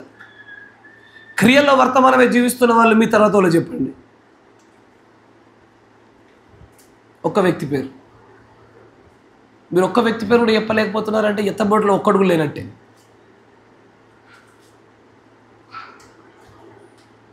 అది మన సంఘ పరిస్థితి. That's where we stand. అది క్రీస్తులో మన స్థానం. ఎక్కడుంది? శూన్యంలో ఉంది. క్రియల్లో వర్తమానమే జీవిస్తున్న వాళ్ళు కావాలయ్యా. నీ జ్ఞానాన్ని జేబులో పెట్టుకోరు. జ్ఞానం ఉప్పొంగ చేస్తే తప్ప ఎవరికి ఏం చేయదు. అది జ్ఞానం వేరు, ఆచరణలో యోగ్యత వేరు. హల్లెలూయా అమ్మ కూడా మీకన్నా బాగా ఆచరణలో ఉండగలుగుతుంది. క్రియలు జ్ఞానం ఏముందో 10 పుస్తకాలు వరుస పెట్టి చదువుకుంటే ఎవరికైనా వస్తుంది. ఆంగ్లంలో కనబడ్డ ప్రతి ఒక్కటి వర్తమానాలు ఉంటే ఎవరికైనా జ్ఞానం వస్తుంది. గ్రహింపు శక్తి రాదు, కానీ జ్ఞానం అయితే అందరికీ వస్తుంది. ఆన్లైన్ ఓపెన్ చేయగానే పెద్ద పెద్ద పాస్టర్లు కనబడతారు. వరుస పెట్టి ఒక 2 దినాలు కేటాయించి ఒక 20 వర్తమానాలు విను. అప్పటికి జ్ఞానయుక్తంగానే బయటకు వస్తావు. నేను అడిగేది, క్రియారూపకంగా వర్తమానమే జీవిస్తున్న మరొకరి పేరు చెప్పండి అయ్యా. మరొకరి ఒక వ్యక్తి పేరు చెప్పండి. అది మన ఎత్తబాటులో నిలబడే స్థానాలు. నా పేరు పక్కన పడండి, నేను కౌంట్లెస్. అంటే కొంతమంది అనుకుంటారు ఏమని, అంటే ఈయన అనుకుంటున్నాడు ఏమోనని. నన్ను పక్కన పెట్టండి. ఈ పోలింగ్లో నేను లేను. క్రియారూపకంగా చూసుకుంటే ఎవడున్నాడు? వెనకాల చూసుకుంటే బండెడు మన పాపరాశి కనబడుతుంది. వ్యక్తిగతంగాను, సంఘాలలోను, ఆరాధనలోను అన్నిట్లో కనబడిపోతుంది. సంగమా, దయచేసి నీ అందరికీ నేను వ్యక్తిగతంగా సహోదర ప్రేమతో చెప్తున్నా. నా మాట నువ్వు చెప్పినా వినుట గొప్ప విషయం కాదు. ప్రవక్త అంటాడు, hearing is not a hearing until you receive it అన్నాడు ఆయన. నువ్వు పొందుకుంటేనే నిజంగా విన్నట్టు అన్నాడు ఆయన. వర్తమానాలు వింటుంటే విన్నట్టు కాదయ్యా. ఒక వ్యక్తి ఒక వర్తమానం ప్లే చేసి వింటున్నప్పుడు అతనితో పాటు చుట్టూ ఉన్న దయ్యాలు కూడా వింటున్నాయి ఆ వర్తమానాల్ని. అంతేనా? వినడంలో పెద్ద ఎంత ఏముందయ్యా? మీరు 15 ఏళ్ళు అవ్వచ్చు, 20 ఏళ్ళు అవ్వచ్చు, మీరు ఎన్ని సంఘాలు వినొచ్చు, ఎంతమంది కాపల దగ్గర వినొచ్చు. దేవుడు చూస్తున్న కొలమానంలో మాత్రము వర్తమానం ఆచరణలో క్రియలు ఎవరి దగ్గర ఉందో దాన్నే కొలుస్తున్నాడు తప్ప ఎన్ని విన్నావు, ఎన్ని సంఘాలు మారినావు, ఎన్ని కాపల దగ్గర ఎంత జ్ఞానం పొందావు, దీన్ని చూడట్లే ఆయన. అసలు అది కౌంట్లెస్. దాన్ని లెక్కలకు కూడా తీసుకోవట్లేదు. 0 అంటున్నాడు దాన్ని. ఎందుకంటే వర్తమాన ప్రపంచం అందరి కోసం బయలుపరచబడింది అది. కానీ ఆచరణలో పొందేది కొంతమందే. వాళ్ళే 10 లక్షల్లో ఒక్కరు. కనీసం ప్రభు ఈ సంఘంలో ఒక 2-3 లేపకపోతే బాగుంటుంది. 10 లక్షల ఒకరైనా రేషియోతో పోలిస్తే 50-60 మందిలో 3 అంటే గొప్పదేగా. చాలామందికి తెలియడంలే. నీ భక్తి, నీ క్రియలు చూపిస్తాయి. నీ ఫలాలే వృక్షాన్ని నిర్ధారించేది. అది మంచి వృక్షమా మరణ వృక్షమా అని తెలిసేపరిచేది కాదు. బ్రదర్, నా భాగస్వామి సరిగ్గా నాకు సహకరించవద్దు, నేనేం చేయాలా? దాన్ని బట్టి నా భక్తి ఎగిరిపోయింది అంటారు చాలామంది. అట్లా అన్నోళ్ళు ఫస్ట్ దేవుడు వాళ్ళ నరకలు ఎత్తాడు. ఫస్ట్ అల్లనే వేసేది. ఫస్ట్ ఎందుకంటే అసలు సహకరించని వాళ్ళని గురించి పక్కన పెట్టు. భాగస్వామి, శత్రువునైనా ప్రేమించమని చెప్తుంటే భాగస్వామినే ప్రేమించలేకపోతున్నామే. భక్తి ఏంటంటే చాలా సునాయాసంగా సులువుగా చూస్తున్నారు చాలామంది ఏంటో మెసేజ్లో. నేనైతే మాత్రం అయ్యా నా జీవితకాలం ఇదే బోధ ఉంటుంది. ఏంటంటే చెప్పిన ఎత్తబాటు ఎల్లవేళ దేవుడు ప్రవక్త చెప్పినట్టుగా 10 లక్షల్లో ఒక్కడన్నట్టుగానే చూపించాలి. అదంతే.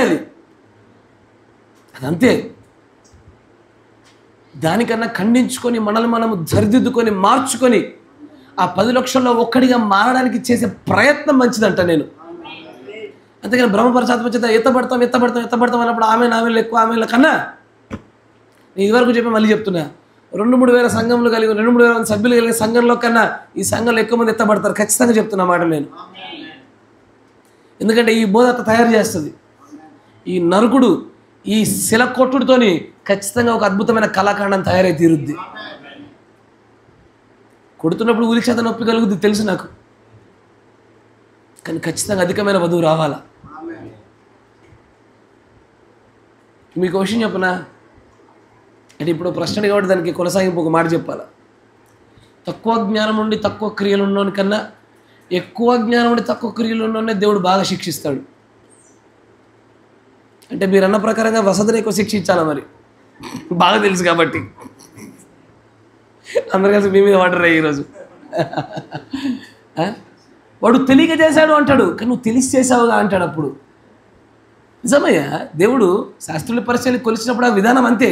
అని ఏమన్నాడంటే, తెలియక చేశారా వాళ్ళు, మీకు తెలిసే మీరు చేరలేరు, మీకు రెండింతలు నరకం అన్నాడు ఆయన. ఎక్కువ వర్తమానాలు విని, ఎక్కువ మర్మాలు విని, ఎక్కువ ప్రత్యక్షతలు విని ఏ కొంచెం కూడా మార్చుకోవట్లేవు చూడు, రెండింతలు నరకం నీకు, జాగ్రత్త. అంటే నీకు అర్థమైంది అన్నమాట. ఎక్కువ వర్తమానాలు, ఎక్కువ ప్రత్యక్షతలు, ఎక్కువ అది, కానీ క్రియల్లో మార్పు చెందేది మాత్రం ఇంతే. సంవత్సరం కింద ఎట్లుందో నా బతుకు ఇప్పుడు అంతే, సంవత్సరం కింద నా బుంగమూతి ఎట్లుంది ఇప్పుడు నా బుంగమూతి అంతే, ఏం మార్పు లేదు. కానీ ప్రభు అన్నాడు, మరి నేనైతే నీకు ఇప్పుడు ఆయన కారు ద్రాక్ష వల్లి గురించి మాట చెప్తాడు.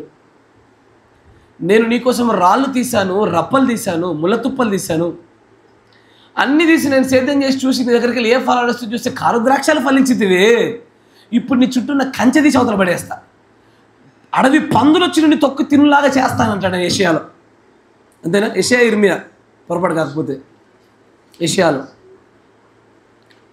అంటే సాధారణంగా అడవి ద్రాక్షలాగా పెరిగినా పర్వాలేదు, కానీ మంచి సేద్యం చేయించుకొని, నీళ్ళు పోయించుకొని, ఎరువు పోయించుకొని, రాళ్ళు రప్పలు తుప్పలు ముళ్ళు తిప్పించుకొని తర్వాత కాసేవు చూడు కారు ద్రాక్షాలు.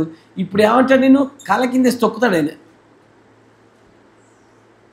మర్మాలు తెలియపరచబడగానే ఆనందం ఎంత వస్తుందో మారకపోతే అంత భయపడాలి నువ్వు. అంతేనా? Praise the lord. మీరందరూ సీరియస్ అయిపోయి కాసేపు నవ్వండి. Praise the lord, praise the lord. దేవునికి స్తోత్రం. వాతావరణం అంతా టెన్స్డ్ అయిపోయింది బాగా. టైం 6:30 అవుతుంది. అంతేనా? ఎంత అవుతుంది? నా వాచ్లో 6:30 ఆగిపోయింది కాబట్టి నేను 6:30 అనుకుంటా. ఇక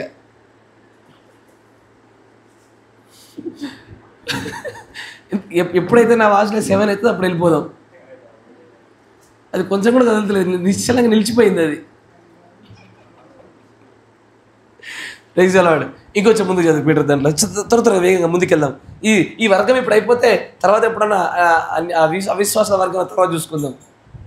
వారి జీవితంలో ప్రత్యక్షత ఉన్నది, ఆయనలో ఏర్పరచబడకపోయినా కానీ, వారు ఆయనలో ఏర్పరచబడకపోయినా, ఇన్ హిమ్ ఇంగ్లీష్లో క్యాపిటల్ లెటర్స్ ఉంటుంది. వీరిని గురించి మాట్లాడుతూ పోతే ఉదయకాలం ఏమన్నాడు, వీరు ఆయనలో ఏర్పాటు చేయబడిన వారు, ముందుగా ఎరగబడిన వారు, ఎరిగించబడిన వారు. కానీ వీరు ఆయనలో ఏర్పరచబడకపోయినప్పటికీ వారి పేర్లు జీవ గ్రంథంలో ఉన్నవి. ఆ గుంపులో బిలాము లాంటి వారు ఉన్నారు. అయ్యా, ప్రైజ్ ది లార్డ్. మన క్లాస్మేట్ ఎవరంట? మన క్లాస్మేట్ ఈయన, వేరే సెక్షన్ లేడు, మన క్లాస్మేట్. ఎవరెవరైతే ఈ గుంపులో ఉన్నారో వాళ్ళందరి క్లాస్మేట్ బిలాము. మహిమలు చూశాడు, స్వరాలు విన్నాడు, ప్రార్థన చేసినాడు, ప్రవచనాలు చేసినాడు, ప్రవక్తను పిలిపించుకున్నాడు. ఆ కాలానికి ఆ వర్తమానం అతడే. కానీ తీరా చూస్తుంటే కొట్టివేయబడినాడు, దుష్టుడిగా పేరు పొందుకొని దేవుడిలోంచి పుడితే జారిపోయిన వాడి ఒక బిలాముతో పోలుస్తున్నాడు. ఆ గుంపులో బిలాము ఉన్నాడయ్యా.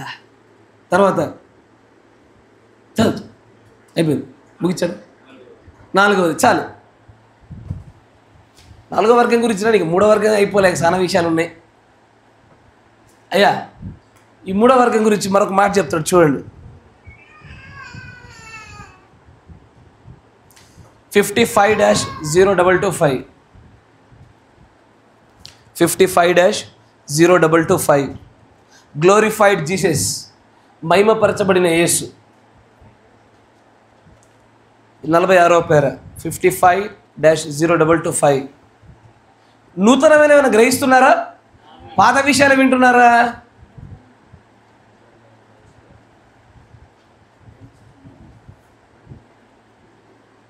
గ్రహిస్తున్నారా? అడుగుతా. అప్పుడు వచ్చిన వాళ్ళందరినీ పిల్లకాయలు, అరే ఏం చెప్పాను, ఏం గ్రహించారు అడుగుతా, జాగ్రత్త, మంచి వినండి. 46వ పేర. చాలా కాలం కిందట కాదు, వాళ్ళు ఒక పోలీస్ కోర్టులో ఒక విషయాన్ని నిరూపించినారు.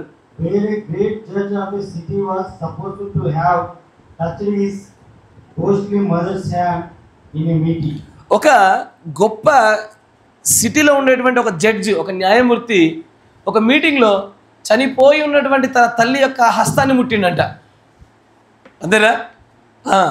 And proved అది నిరూపించబడింది. the next morning మరుసటి ఉదయమున it wasn't nothing but a cake with a piece of cheesecloth. అది ఏదో కాదు, బాగా రంధ్రాలుగా ఒక చిన్న గుడ్డ ఆయన చేతి తాకడం వల్ల అలాంటి ఒక అనుభూతి చెందాడు, అదంతా అబద్ధము అని చెప్తున్నాడు ఆయన. But he did not touch her hand. ఆయన ఆమె చనిపోయిన ఆమె తల్లి యొక్క చేతిని ఆయన తాకలే. But what is that? కానీ అది ఏమిటి?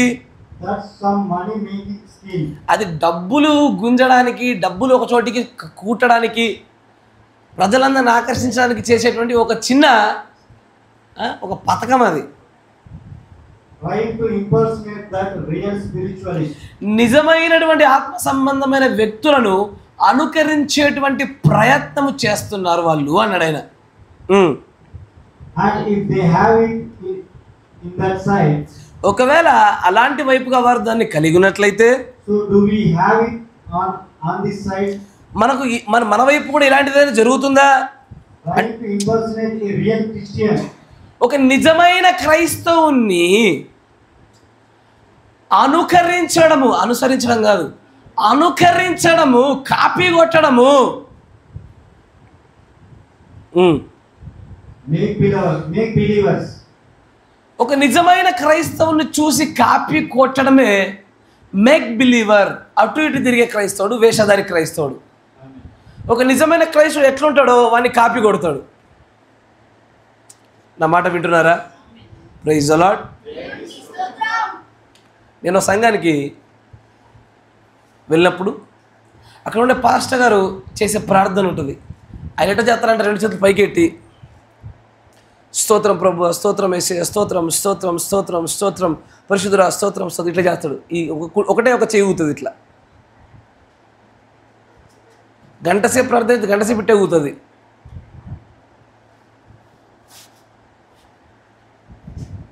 ఇంతే ఉంటుంది. నాకెందుకో అంటే ఊరికే ఉబలాటం తట్టుకోలేక ఆ సంఘానికి వెళ్ళినప్పుడు చిన్న ఒక వెనక తిరిగి చూసా, అందరి చేతులు ఊగుతున్నాయి, విశ్వాసులు అందరి 100 మందిది. ఆయన ఎందుకు ఊపుతున్నాడో తెలియదు ఫస్ట్. వీళ్ళు మాత్రం కాపీ కొడుతున్నారు. ఏమని? మా పాస్టర్ గారు పరిశుద్ధాత్మను పొందుకున్నారు, మాకు కూడా రావాలంటే ఇది వస్తేనే పరిశుద్ధాత్మ వచ్చిన చేతి ఊపుతారేమో. మధ్య మధ్యలో చిన్న చిన్న సౌండ్లు, ఎందుకంటే వాళ్ళ పాస్టర్ గారు స్టేజ్ మీద అంటాడు కాబట్టి. వీళ్ళు దాన్ని భక్తి అనుకుంటున్నారు. దేవుడి ప్రవక్తతో దేవుడు మాట్లాడింది, trying to impersonate a true genuine Christian is a make believer. చాలామంది ఇట్లా బాల్యదశ నుంచే కాపర్తో పాటు పెరిగిరు అనుకోండి, కాపర్ని అనుకరిస్తారు వీళ్ళు. ఆయన పట్టుకున్నట్టే మైకి పట్టుకున్నాడు, ఆయన పట్టుకున్నట్టే రొట్టెను ఎత్తుకున్నాడు, ఆయన పట్టుకున్నట్టే గ్లాస్ ఎత్తుకున్నాడు.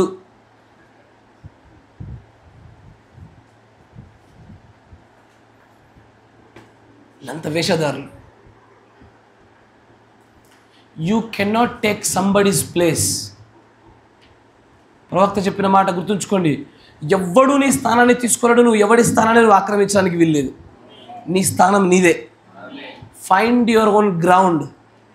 బోధలోను నీ భక్తిలో నీ స్థానాన్ని, నీ గ్రౌండ్ను పట్టుకో. పక్కన చూసి కాపీ కొట్టుడు కాదు. ఇవాళ రేపు బయట ఒక పాస్టర్ గారు బోధిస్తారు, దేవుడు అంటాడు. మరి అట్లాంటి మస్తు మంది బయటకు వచ్చారు, ప్రభు అంటున్నాడు. They all are impersonators. అనుకరించడానికి ప్రయత్నం చేస్తున్న వాళ్ళే కానీ. 8 బిస్కెల్ అనుకుంటా, ఈ ఎంటైమెస్లు ఇంగ్లీష్లో బోధిస్తాడు. 8 బిస్కెల్ పొరపాటు కాకపోతే ఆయన ఎట్లా బోధిస్తాడంటే ఇంగ్లీష్లో బోధిస్తాడు. ఆయన గుక్క పట్టుకోకుండా, శ్వాస తీసుకోకుండా బోధిస్తాడు. ఆయన దేవుడు ఈ కాలానికి పంపబడిన ప్రవక్త ద్వారా వచ్చినటువంటి వర్తమానం కూడా వచ్చిన ప్రతి ఒక్క విశ్వాసం ఆయన పోతనే ఉంటుంది. ఆ బండిది ఆయనను చూసి చాలామంది అట్టకి బోధిస్తారు. ఇంపర్సనేటర్స్, కాపీ కొట్టేవాళ్ళు వీళ్ళంతా. ఎవరైతే బాగా ఫేమస్ పాస్టర్ ఉంటాడో ఆ పాస్టర్ లాగే మా పాస్టర్ ఉండాలని కోరుకుంటారు. జెన్యూనిటీ వద్దు మనకంటూ దేవుడు అనుగ్రహించినటువంటి ఒక ప్రత్యేకమైనటువంటి ధోరణి వద్దు.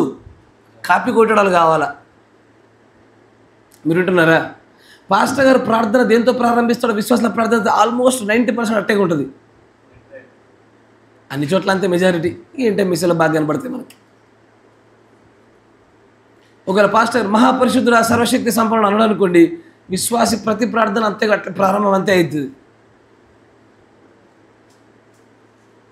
అట్లా కాపీ కొట్టే మన ప్రార్థనలో ప్రభువా ఏసే అవి ఎక్కువైపోయి మ్యాటర్ తక్కువైపోయింది. ఎందుకంటే మనం చూసి నేర్చుకున్న మన ఇంపర్సినేటర్స్ కాపీ కొట్టడం వల్ల అయిపోయినాము. మనం కాపీ కొట్టాల్సింది ఎవరిని? క్రీస్తుని కొట్టాలా. నేటికి మన ప్రార్థనలు మారలే.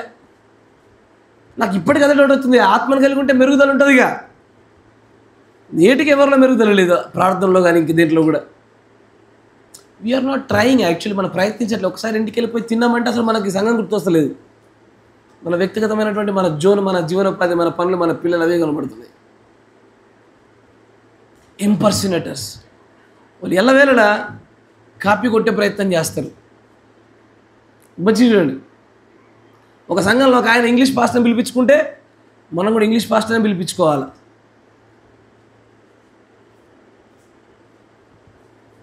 సంఘానికి అర్థమవునట్లు ఐదు మాటలు మాట్లాడితే అయిపోతుంది కదా అయ్యా, పౌలు గారు చెప్పినట్టుగా.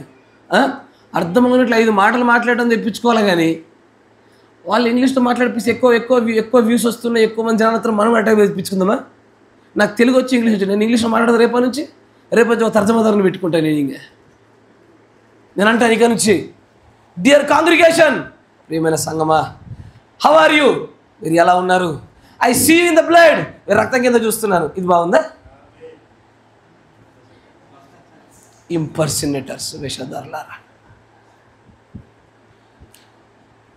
ప్రజలు ఎందుకో విజయం వైపుగా మరి దృష్టి లేకుండా పరిస్థితుల వైపుగానే ఎక్కువ ఫోకస్ చేస్తున్నారు.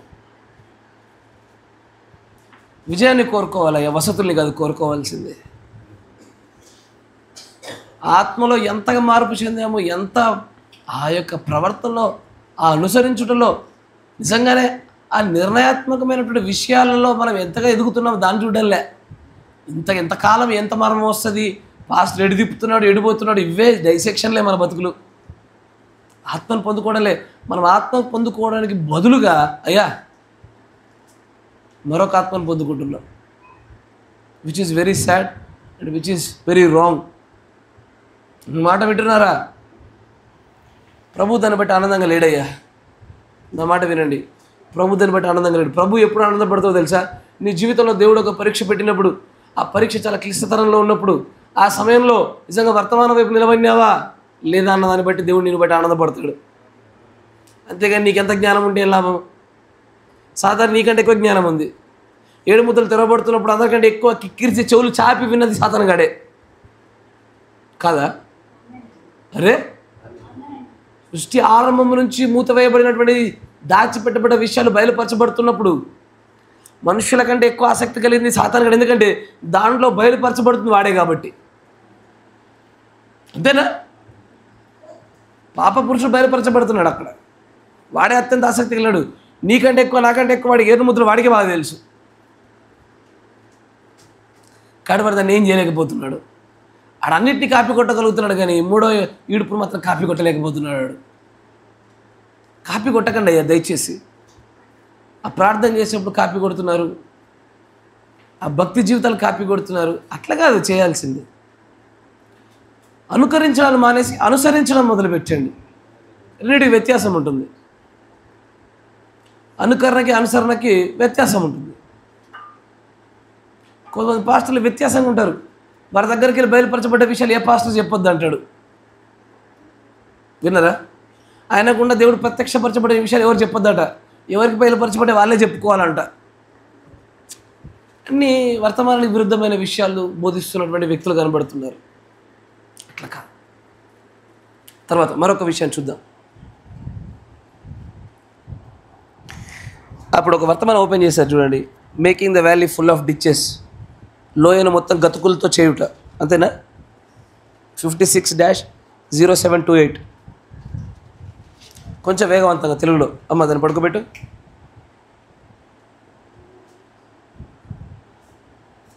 56-0728.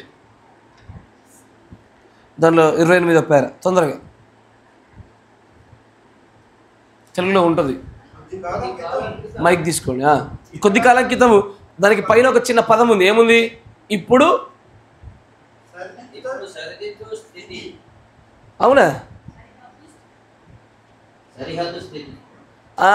సరిహద్దు స్థితి. ఎందుకంటే ఇంగ్లీష్లో నౌ బార్డర్ లైన్ అంటే వేషధారిని గురించి అని అంటున్నాడే. ఇప్పుడు వేషధారిని గురించి చూద్దాము అని మొదలుపెట్టిండు ఆయన. స్త్రీ ఉండేను. ఆమె ఎలాంటిదో ఆమె గురించి అందరికీ తెలుసు. ఒకసారి ఒక చిన్న దీనబాలిక చర్చికి వెళ్ళింది. ఆమె జుట్టు పొడవుగా ఉంది. జుట్టును శుద్ధిగా వెనక్కి వేలాడదీసుకుని ఆమె ముఖము తొక్క తీసిన ఉల్లిగడ్డ వలె చక్కగా ఏ రంగులు పూయకుండా శుద్ధిగా ఉంటున్నది. దీని ఆ మాట అంటే భలే ఫీల్ అవుతారు అందరూ. ప్రవక్త అన్నాడు కాబట్టి బాగుంది. తొక్క తీస్తే ఎల్లిపాయలు ఎక్కువ ఉన్నదంట.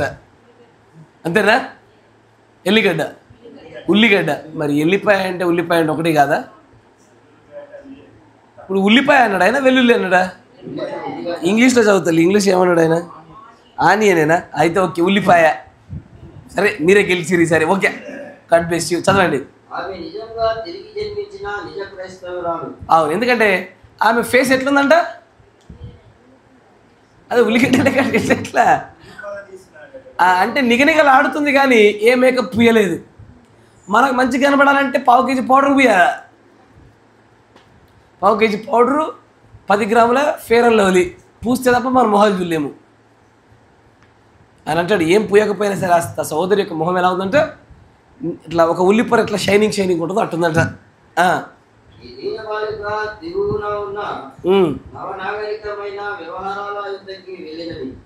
అది ఏంది?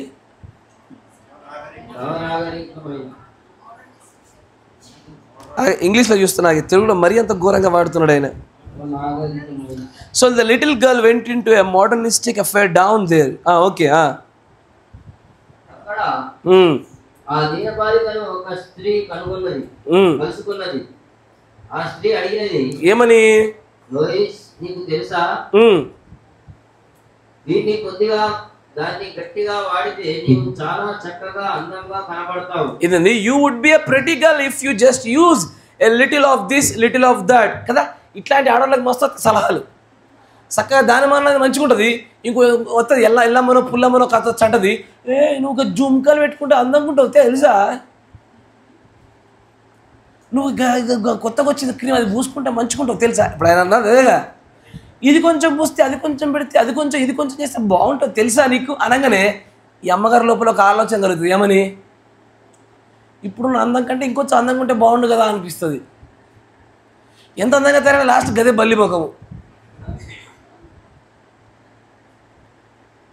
అంతేనా కదా? నిజమైన అందం ఎక్కడయ్యా? క్రీస్తు గుణ లక్షణాలు వచ్చినప్పుడే నిజమైన అందం స్త్రీలో.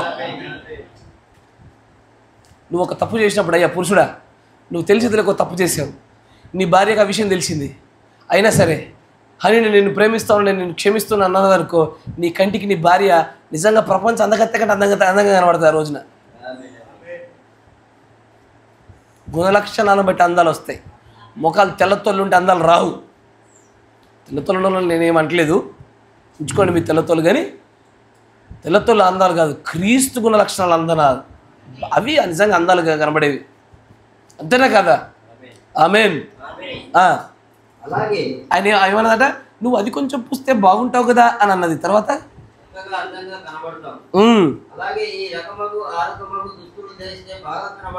అబ్బా ఈ రోగం ఎక్కువ ఉంటుంది ఆడవాళ్ళల్లో.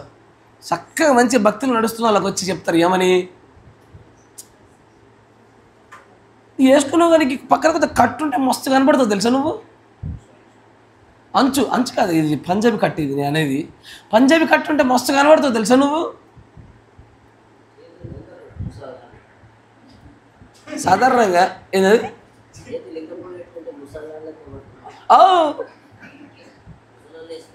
ఇడిదాకా వేసుకుంటే ముసలోళ్ళే. ఇది ఎక్కడికి వేసుకోవాలా? ఆ కుట్టేవాడు గుడ్డ మరిచిపోయినట్టు సగం జబ్బ కనబడి సగం సంఖ్యలోకి దూరాలి. అది మంచుకుంటావు కదా అని వాళ్ళు అనుడు వీళ్ళు మారుడు. ప్రభువా భలే చెప్పాడుగా ప్రవక్త. అయ్యా మన మాటలు కావయ్యో, ఈ కాల ప్రవక్త మాటలు అవి నన్ను నేరు మీరు మళ్ళా. అందుకే ఆ బ్రదర్తో చదివిస్తున్నా. చూడు ఎట్లా బాగా కనబడతావు. ఏమని నాకు కూడా ఎట్లా బాగా పరిచయం అయ్యలేండి ముందు కూడా. ఏందది ఇంత పొడవు వేసుకుంటే ముస్లిం లెక్క కనబడుతున్నామంటారా. సాధారణంగా పంజాబ్ డ్రెస్లు మీకు ఇప్పుడు పంజాబ్ డ్రెస్ ఉంటుంది, ఇట్లా పక్కన కట్టుడైన పంజాబ్ డ్రెస్లే. పంజాబ్లో వాళ్ళందరూ కూడా వారియర్ రేస్ అది. అంటే వాళ్ళందరూ యుద్ధాలు బాగా చేసేవాళ్ళు. మీరు ఎప్పుడన్నా ఇట్లా కోతులు ఆడిచ్చేటోళ్ళు, లేకపోతే పైన ఇట్లా తీగ మీద నడుచుకుంటూ పోతే ఒక స్త్రీ ఇట్లా కర్ర పట్టుకొని తీగ మీద నడిచేటప్పుడు సీరు ఉంటే అడ్డం అవుతుంది కాబట్టి పక్కన కట్ చేసినటువంటి పంజాబ్ డ్రెస్ ఉంటుంది. కరెక్టేనా? వాళ్ళు చేసే పనిని బట్టి వాళ్ళ వస్త్రాలు ఆధారపడి ఉంటాయి. వాళ్ళందరూ కూడా అప్పట్లో ముస్లిమ్స్ యొక్క ఆధిపత్యం ఎక్కువయ్యేసరికి ఆ యొక్క సిక్ అనే మతం పుట్టింది పంజాబ్లో.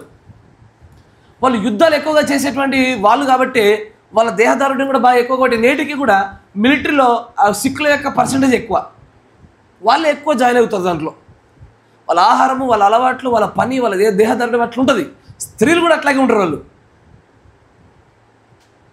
కానీ ఇది తొర్లికొండలో పంజాబ్ వాళ్ళకే చేసినందుకు మన పంజాబలం కాదుగా.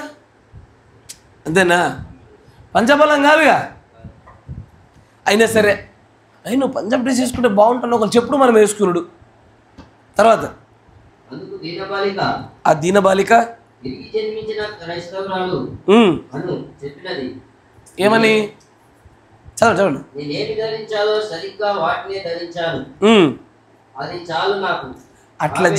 అట్లా చెప్పి అమ్మాయిలు కావాలి అనేడు వచ్చి స్కూల్లో అందరూ యూనిఫామ్కి పిక్కల దాకా వేసుకుంటారు, నువ్వు మొత్తం కింద కిందకి వేసుకుంటున్నావు అంటే నేనేం వేసుకోవాలి అదే వేసుకున్నా అని చెప్పేటోళ్ళు కావాలి ఈ రోజున. అట్లాంటి తరం కావాలా, అట్లాంటి తరాన్ని తయారు చేయాలా.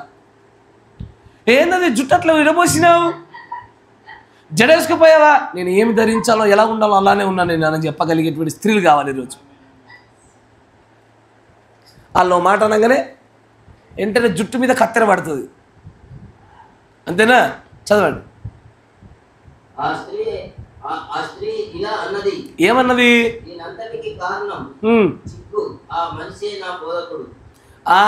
కదా అంటారు బయట. ఏమని? ఏంది మీ సంగం అది ఇట్లుంది, దీనికి గల కారణం మీ పాస్టర్ గాడు. చిక్కంతా ఆయనతోనే వచ్చింది. మీ సమస్య అంతా మీ పాస్టర్తోనే. పాస్టర్ని బట్టి సంఘం ఉంటుంది. పాస్టర్ సిస్సిఫైడ్ ఉంటే సంఘం సిస్సిఫైడే. పాస్టర్ ఎప్పుడు కూడా కత్తిలో తీసిన ఉరలోంచి తీసిన కత్తి లెక్కుంటే సంఘం ఎప్పటికైనా కత్తిలాగా కావాలి, లేకపోతే కట్ట కావాలా. అంతేనా కదా? ఎదుటి జరగాల. అందుకే అక్కడ అంటాడు ఏమని, ఆ స్త్రీ అన్నదంట ఏమని, నేను ఇంత చెప్పినా నువ్వు వింటలేవంటే నాకు అర్థమైంది ఇది అంతా నీ దగ్గర లేదు, మీ పాస్టర్ దగ్గర ఉంది, చిక్కంతా మీ పాస్టర్ అని అంటుంది ఆమె. నన్ను కూడా ఈ మధ్యలో మస్తు మంది అన్నారు అట్లా. God bless them. చదవండి. పాస్టర్ బిల్లి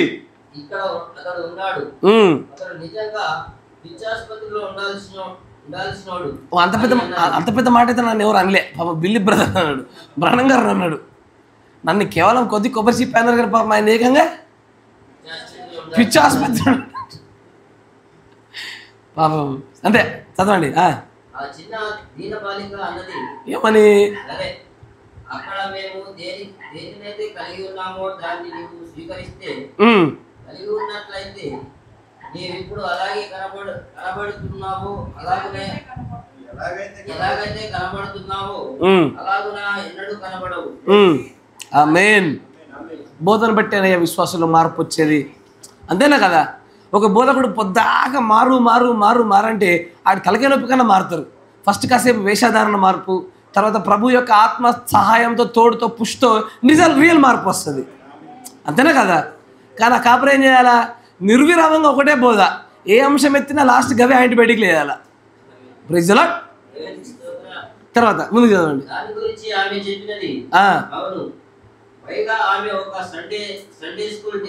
అబ్బా. ఇప్పుడు జెఫర్సన్ విల్లో నాకు ప్రియమైన మిత్రుడు ఒకడు ఉన్నాడు. అతని పేరు శ్రీ హాకిన్స్. అతడు గూడ్స్ నడిపే చేపలందు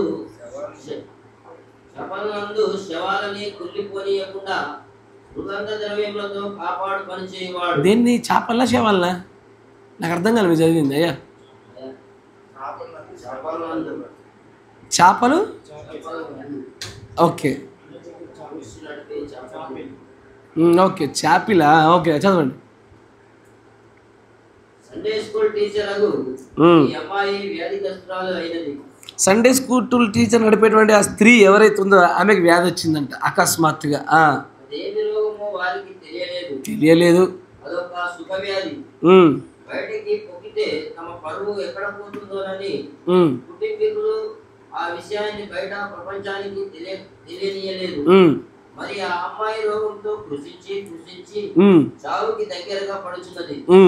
అప్పుడు కొన్ని పాటలు పాడుటకు తన సంఘ పాస్టర్స్ మరియు విశ్వాసులను పిలువనంపించినది. వారు వచ్చి పాటలు పాడుచున్నప్పుడు ఆమె కూడా వారితో కలిసి పాడుచున్నప్పుడు మరణము ఆమెను తాకినది, చచ్చిపోయింది. Finally death. చదవండి చదవండి, మీరు ఇంటికి వెళ్ళి కూడా చదువుకోవచ్చు దాన్ని ప్రశాంతంగా. చదవండి. నువ్వు దేవునితో ఎప్పుడు సరైతువో సరిగ్గా చావు నిన్ను సమీపించే గడియందు అప్పుడు నీవు ఆయనతో సైక్యపడాలని ప్రయత్నిస్తావు. సరే, మరణము ఆమెను సమీపించినప్పుడు మాస్టర్ ఆమె కేకలు పెట్టడం మొదలు పెట్టినది.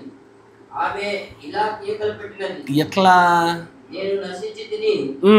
అప్పుడు పాస్టర్ అన్నాడు, చూడు చూడు చూడు, నవ్వాలా అనకూడదు, నువ్వు అలా అనకూడదు, నువ్వు రక్షింపబడ్డావు అని నీకు తెలుసుగా.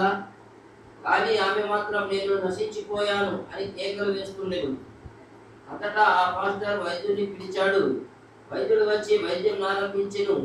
ఆమె ఇలా అనుచున్నది, పాస్టర్ను చూచి, నువ్వు మోసగాడివి. అయ్యా ఒక్క నిమిషం, ప్రైజ్ ది లార్డ్. చదవండి. నువ్వు మోసగాడివి, నేను నశించాను, నరకానికి వెళ్తున్నాను, దీనికంతటికి కారణం నువ్వే అని కేకలు పెట్టినది. ఎవరు? కాదు, సండే స్కూల్ టీచరే. చచ్చింది పిల్ల. ఆమె పోతూ పోతూ ఏమన్నది? ఒక సాక్ష్యాన్ని మీద మోసింది. దీని అంతటికి కారణం నువ్వే అన్నది. ముంగట ఎవరు ఉన్నారు? నేనుండా మీ ముంగట. నేను అస్సలు ఉండా. నేను నా బాధ్యత నెరవేరుస్తా. నేను అస్సలు అలాంటి సాక్ష్యాన్ని మీద పొందుకోను. మీరు పోతూ పోతూ ఏమన్నా తెలుసా? మీరు నన్ను చెప్పావు బ్రదర్, నేను ఇన్లే అనాలి, అంతేగాని నువ్వే రానద్దు నన్ను లాస్ట్కి.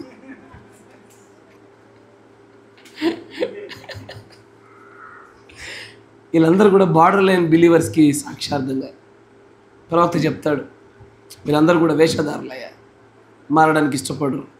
చివరికి రేపటి దినాన్ని నా తప్పు వేరే వాళ్ళ పైన మోపుతారు. ఈ అర్ర తల్లి, ఎందుకు బ్రదర్ నువ్వు మారలేకపోయినావు? నా భార్య నాకు సహకరించలే బ్రదర్. తప్పిదమంతా తీసుకుపోయి ఆదాం పడేసినట్టుగా ఈ దొరగారు భార్య పైన పడేస్తాడు. అందుకే నా భక్తి ఎదగలేకపోతున్నా. ఎందుకు తల్లి నువ్వు ఎదగలేకపోయినావు? మా భర్త నాకు సహకరించలే, అందుకే నా భక్తి అంతా నేను పాడు చేసుకున్నా. నేను అందుకే చెప్పాను ఆ మాట. ఫస్ట్ ఇలాంటి మాట చెప్పేటోళ్ళని నేను నరకంలో పడేస్తాను. ఫస్ట్ నువ్వే ఉంటావు. నీ భక్తిహీనతకు ఎవ్వడు కారణం కాదు, నువ్వే కారణం. నా భక్తిహీనతకు నేనే కారణం, ఎవడు కారణం కాదు. వాళ్ళందరూ నన్ను పరీక్షించడానికి దేవుడు పెట్టినటువంటి సాధనాలు, వాటిలో నేను ఓడిపోయి నేను ఆ భక్తిహీనతను తెచ్చుకున్నానే తప్ప నా భక్తిహీనతకు నా భార్య కారణం కాదు, నా పిల్లలు కాదు, నా భర్త కాదు, నాకు నేనే కారణం. నా స్వకీయ దురాశల చేత నేను ఇవ్వబడ్డాను తప్ప ఏ ఒక్కడి వల్ల నా భక్తిహీనత కలగలేదు. ఏ ఒక్కడి వల్ల నా భక్తి అధికం కూడా కాదు, పరిశుద్ధాత్ముడి వల్లే అవుతుంది. తర్వాత ఇంటికి వెళ్ళాక దాని ముందు కొనసాగింపు చదువుతూ ఉండండి. ఇంకా బార్డర్ లైన్ బిలీవర్స్ గురించి చెప్తా ఉంటాడు. అలాంటి గుంపులో మీరు ఉండకుండా మిమ్మల్ని మీరు జాగ్రత్త పడుకోండి. Praise lord. God bless you. దీవించును గాక. మోకరించండి, ప్రార్థన చేద్దాం. చలో.